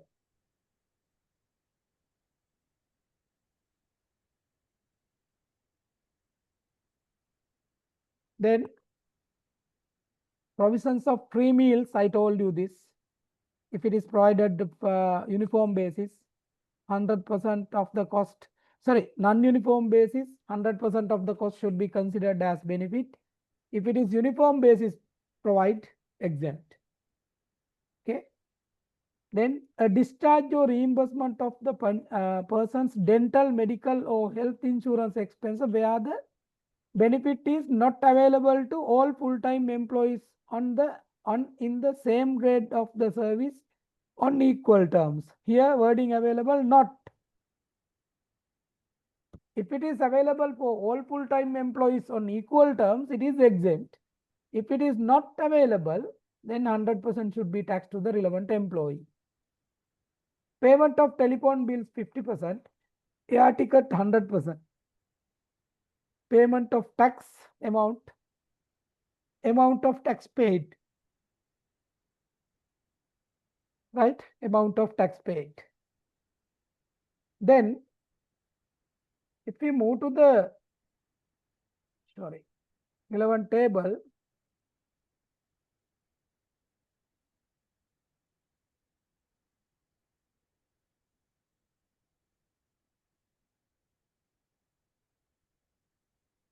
we have 8 tables. For tax on tax, we have to apply the table 6. Table 6. You can see here, this has been considered tax amount paid by employer on behalf of employee also as a benefit. Right? As a benefit. Actually, I am expecting from you, this is a practical program. Therefore, using of the Inland Revenue website is very much important. Right? Table 1 is the table which applicable for the general scenario for the regular benefit. Right? Regular benefit. You can see in the current scenario, up to 150,000 it is exempt. 0. Tax is 0. In 150,000 1 rupee to 150,000 17, 1 rupee.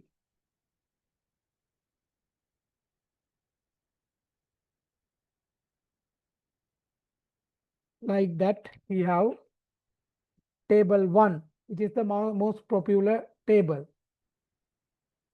If you go to the table 2, table 2 is applicable for the lump sum payment like bonus,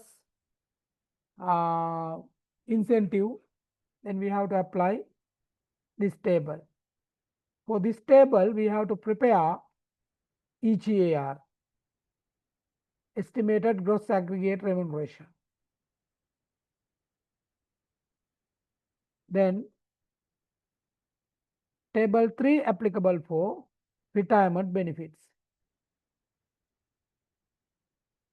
Once and for all payments means retirement benefit, terminal benefits. Then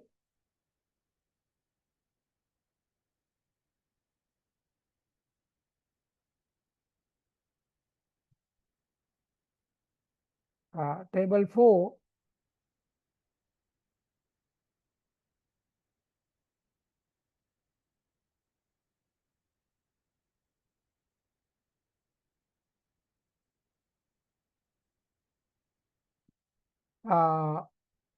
rates for the deduction of tax from any profit from employment made to non-resident employees who are non-citizen in Sri Lanka.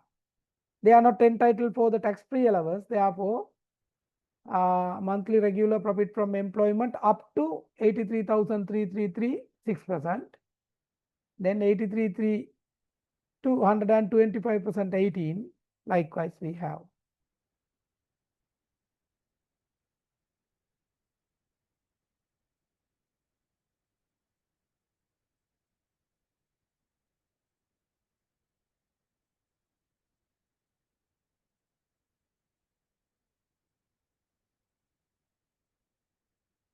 Right? Then table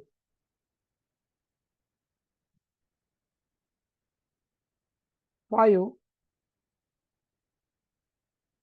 deduction of tax on cumulative gains and profit from employment. That means monthly we don't have liable amount. For example, currently if anyone having more monthly salary 149,990. 149,990. Whether it is subject to tax? No. No. No. Assume in the last month he received a big amount as salary arrears or whatever. Then what will happen? Becomes liable. You have to make liable. This is the annual table, right? Table 5 is annual table, not the monthly. Right? You can see here up to 1.8, no relief from tax.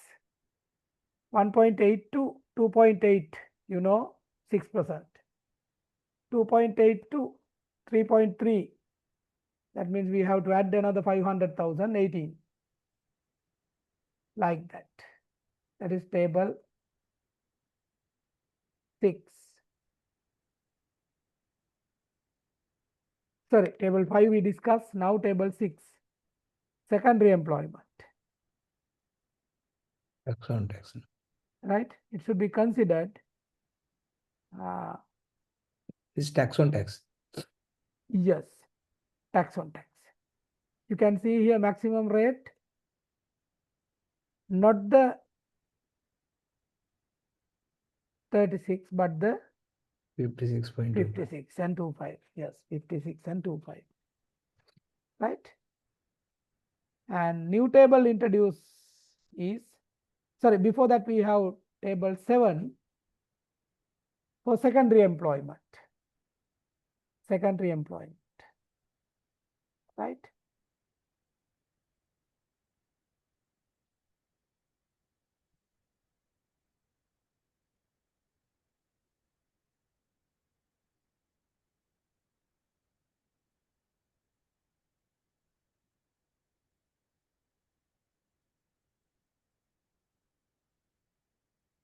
Right?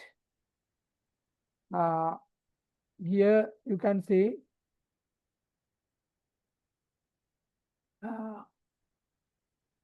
considering the primary employment, the applicable rate is decided for secondary employment. For example, if anyone having secondary employment up to 0 to 150,000,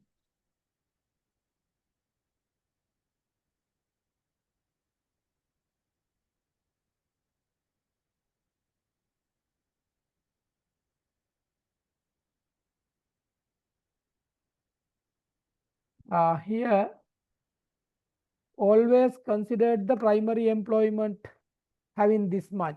If the primary employment having 150, then it is exempt in the primary employment scenario. But if the secondary employment having more than that, then the more than means primary plus secondary, then secondary income should be taxed at the 6%. Likewise.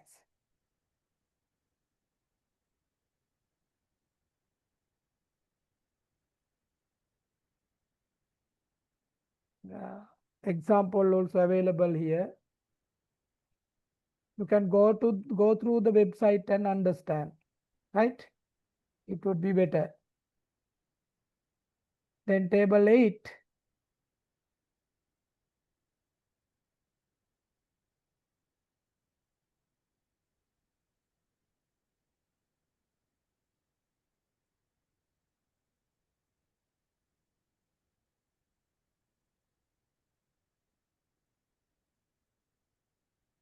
Right?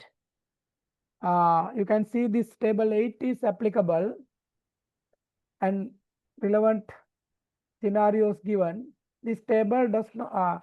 This table applies to resident employees who are physically present in Sri Lanka but work remotely for a foreign employer.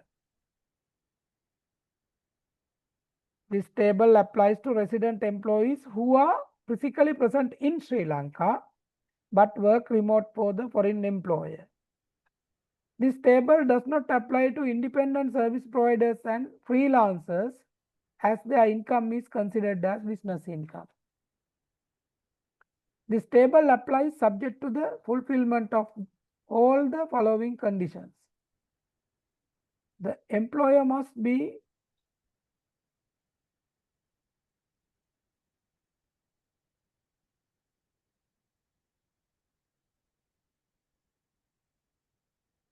right. Then this table applies subject to the fulfillment of the following conditions. The employer must be a person employed completely outside Sri Lanka.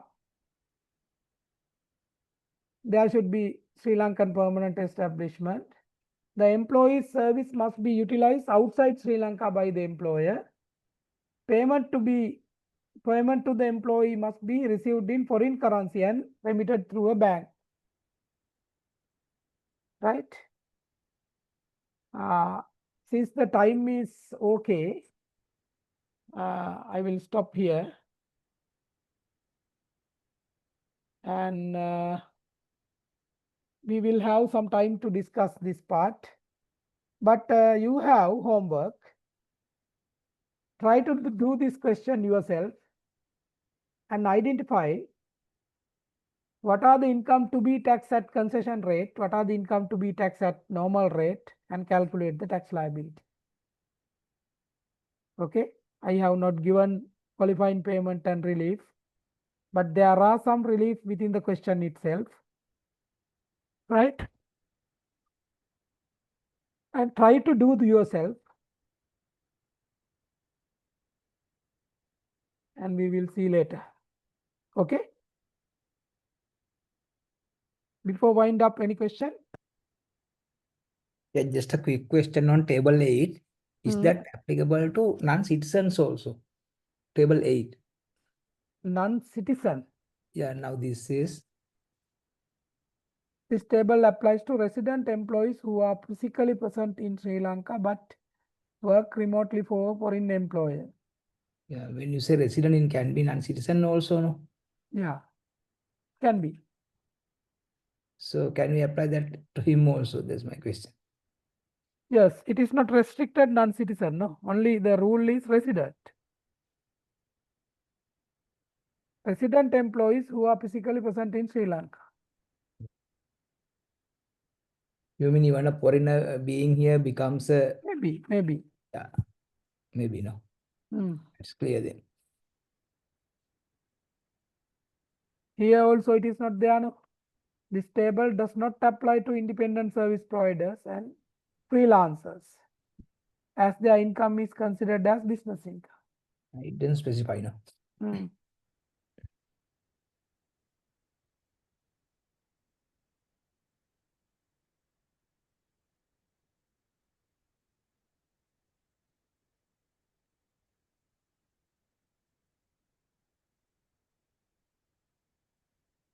Right? Right, it's clear. Right. Then try to do that question yourself, and we will meet again either prior day to final day or either final day. I think if we have another 1 hour session, we can cover most of the areas together with some of the case laws also. Okay. Right. Then I will wind up the session. Thank you very much for waiting until 9:37.